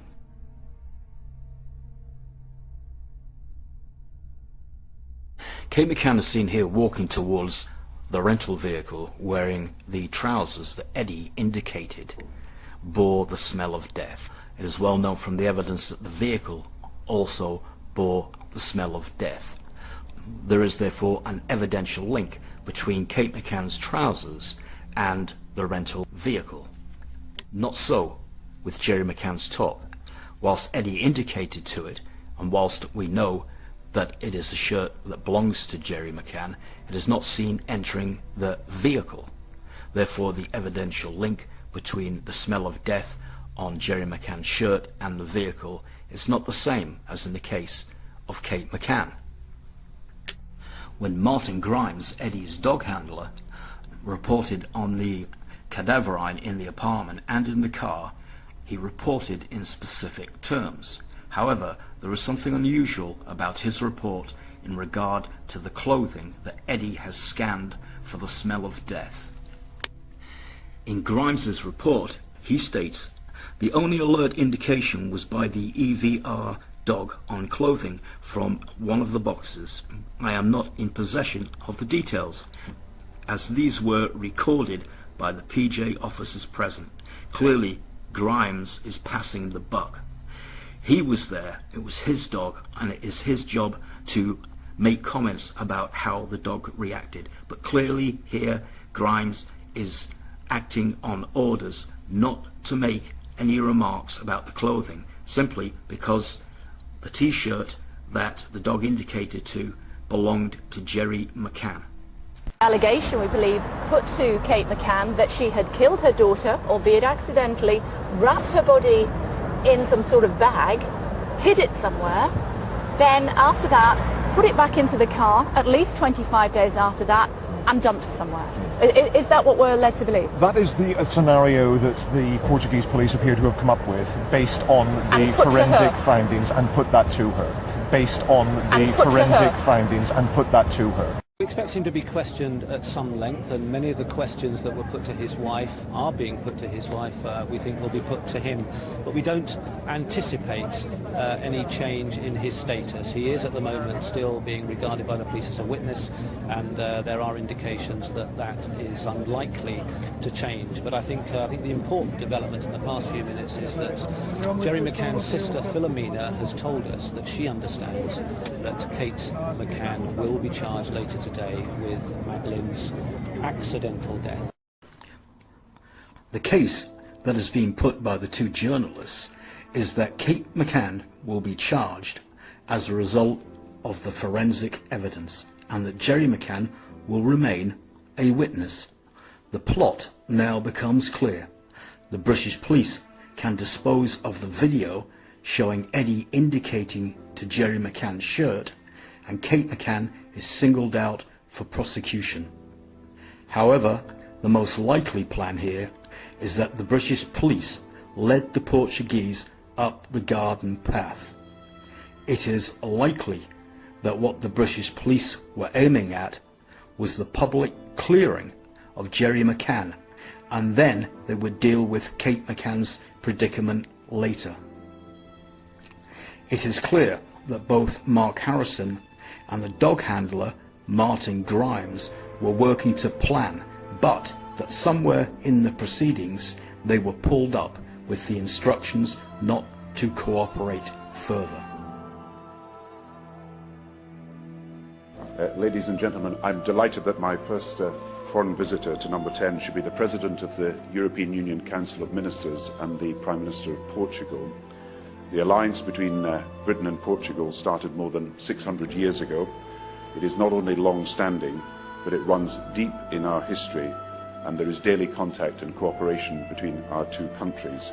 We also discussed how we can have close cooperation in tackling terrorism, and I also thank the Portuguese authorities for the work that they have done to trace Madeleine McCann.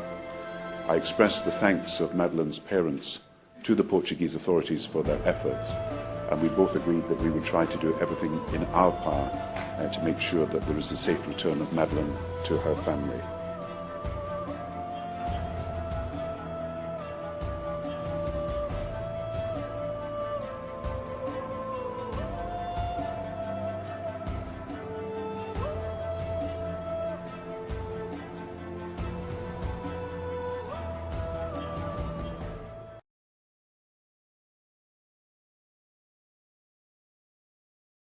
Took place, and this perceived fear by some people in certain countries that the police judiciary operate at different levels and different standards in the Mediterranean, and this sort of cliche kind of thing, they're not going to do as good a job. Was that borne out in the first investigation? The early investigation was marred by numerous things. It wasn't just that the Portuguese operation was inefficient. The first responders were the local beat cops, and they arrived at the scene on the assumption that a child was missing, and so their first priority, mistakenly from a policing point of view, was to join in the search. What they should have done immediately was to seal off the McCann's apartment as a potential crime scene. They didn't do that. Robin Swan of the writing team Summers and Swan, who wrote a book about the disappearance of Madeleine McCann. She is claiming that the Portuguese police failed to respond urgently to a crime scene. However, there was no crime scene. The window wasn't open. The shutters had not been forced.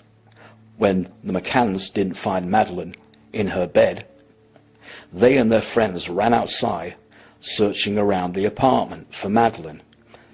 Eventually, John Hill, the manager of the Ocean Club, became worried and called the police, stating that a child had gone missing. When the police arrived, they arrived on the basis that a child had gone missing. They arrived at the scene on the assumption that a child was missing. There was no call to seal off the apartment because there was no evidence of a crime. Nobody talked of a crime. Nobody talked of a window being opened or the shutters being forced. Robin Swan is hoping to make it look like the police were stupid foreigners, that they were slow to respond to the open window and forced shutters. But there was no evidence of forced entry. The early investigation was marred by numerous things.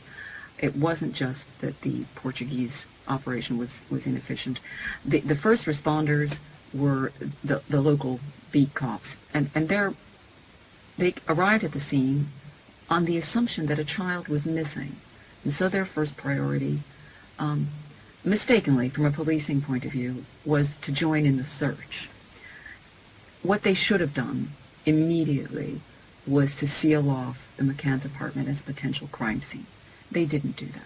And instead, they participated in the search with lots of goodwill and lots of energy for a couple of hours before what we would call the sort of serious police squad, the PJ, which is a different police agency in Portugal, before their inspectors arrived.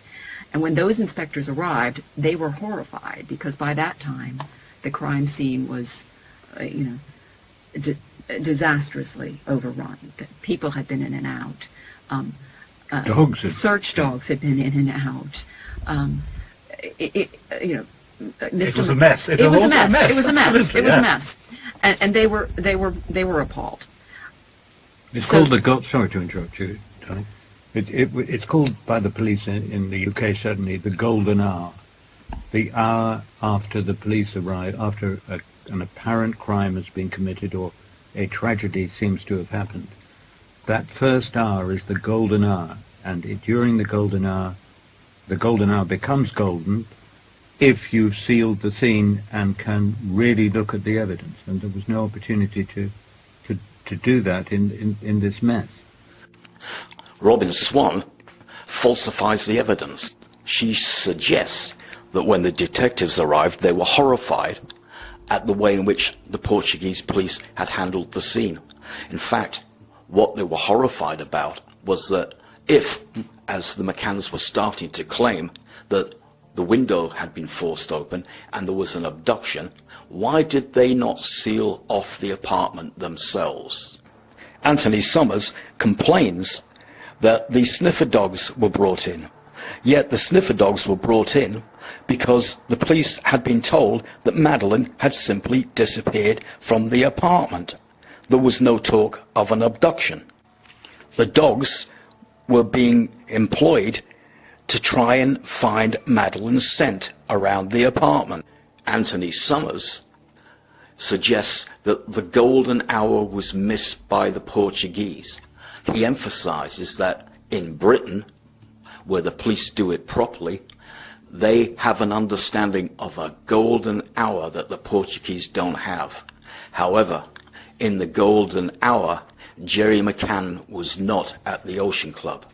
He was down at the beach, burying the body of Madeleine, and Kate McCann hid away. She refused to speak to the Ocean Club managers.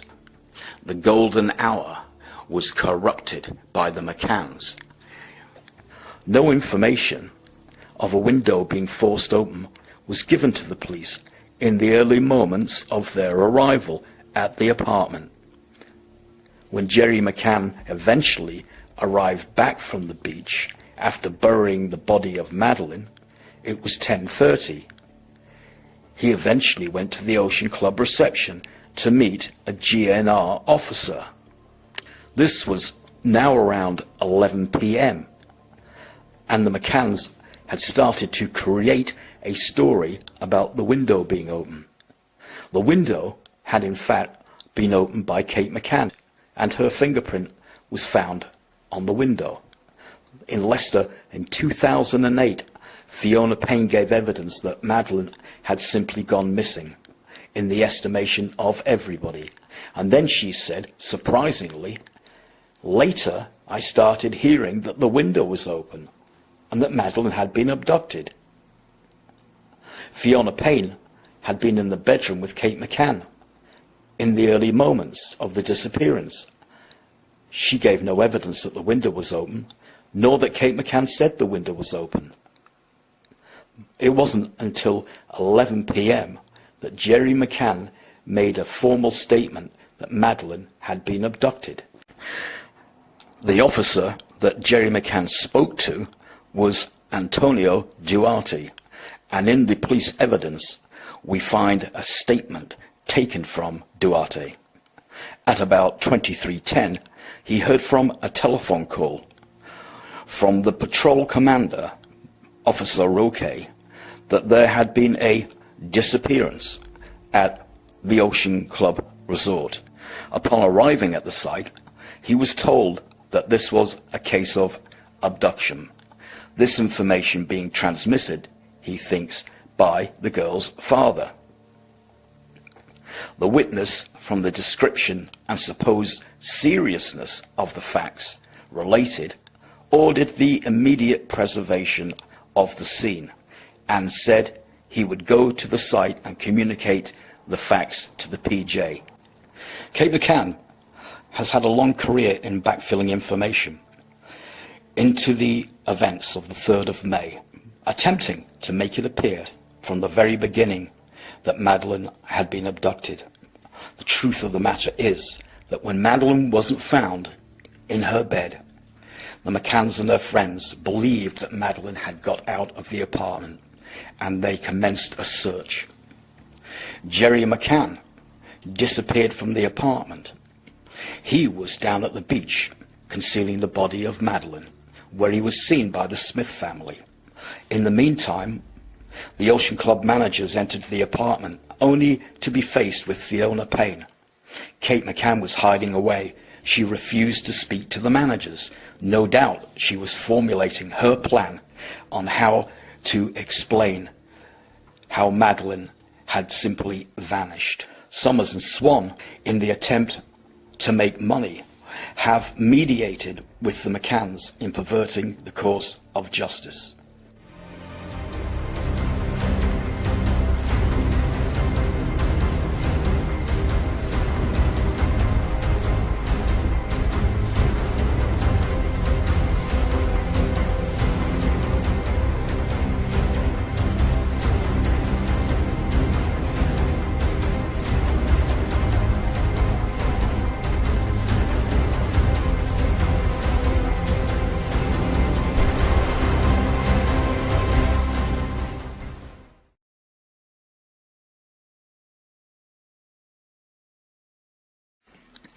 In the first week of Madeleine disappearing, Mark Harrison, the forensic police officer, states in his report, "There is no doubt that Madeleine is dead and her body is hidden somewhere in the area around Praia de Luz."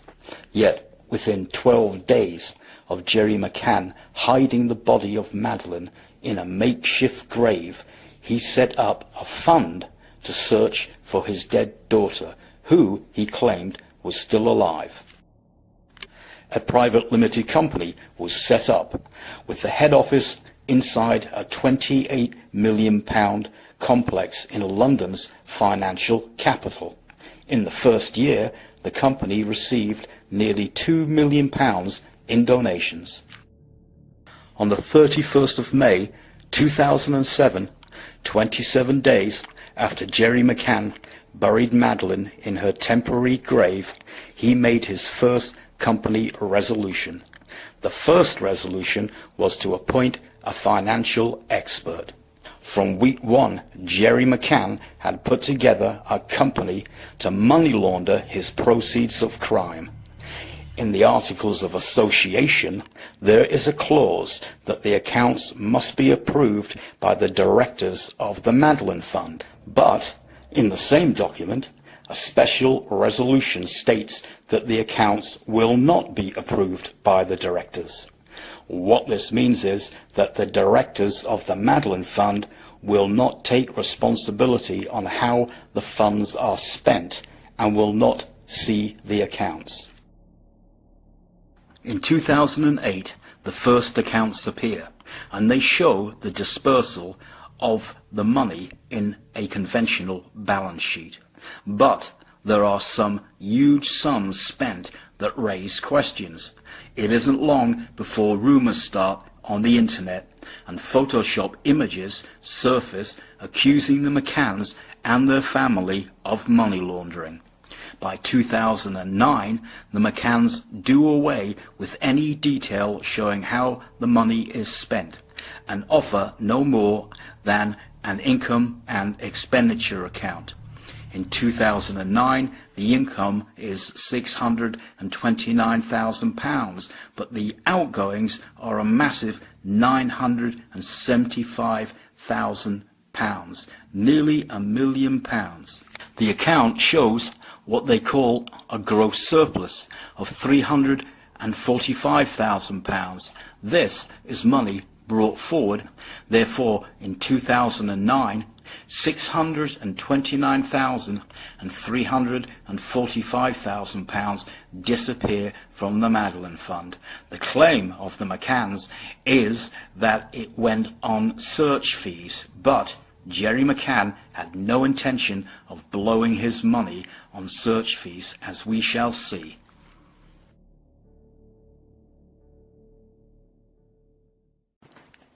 The case of Kevin Halligan fooling the McCanns into parting with £1 million is well known on the internet. The video, The McCanns and the Con Man, can be found by Googling the video title. The transcript of the film was uploaded by Jerry McCann to his internet blog. Jerry wanted the world to know he had been conned out of £1 million by Kevin Halligan. So what information did Kevin Halligan have that was worth £1 million?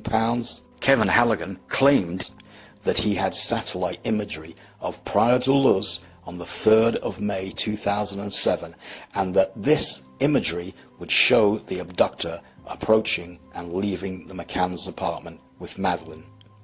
This must have shocked Jerry McCann, who realized that the satellite imagery would reveal that it was he who left the apartment with Madeleine's body at 9:45 p.m. It would show him taking the route via the back road where he was seen by the Smith family. So why did Jerry McCann give Kevin Halligan £1 million from the Madeleine Fund on the promise of a satellite image that would cause him to be arrested? The answer is that he didn't. Jerry McCann did not give Kevin Halligan £1 million. It is, in fact, a huge mainstream media lie. The information that Jerry McCann was conned by Kevin Halligan and lost £1 million from the Madeleine Fund is anecdotal. It is just a rambling, ridiculous story. Can anyone imagine that the wily Jerry McCann was that dumb? The man who was conned the world that his daughter was abducted? Jerry McCann did not give Kevin Halligan £1 million from the Madeleine Fund. He just wanted to make it look like he did, so that he could transfer the money out of the Madeleine Fund and claim it went to Halligan. The truth is that Jerry McCann was desperate that the fund money was going into a search for Madeleine, and that this investigation was pointless. Both Jerry and Kate McCann had uncertain futures, and they wanted to get the cash out of the fund, and Halligan was just the man for the job. The true story is that Jerry McCann asked Kevin Halligan to interview Jane Tanner in the first instance.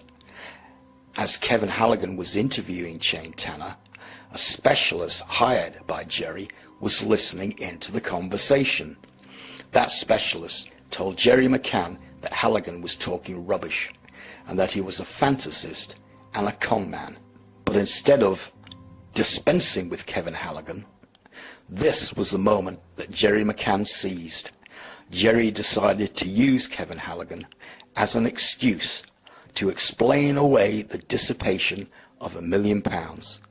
If Jerry could make it look like Halligan had asked for £1 million, Jerry could legitimately withdraw cash from the Madeleine Fund Bank earmarked for Halligan. It was an astoundingly brilliant con.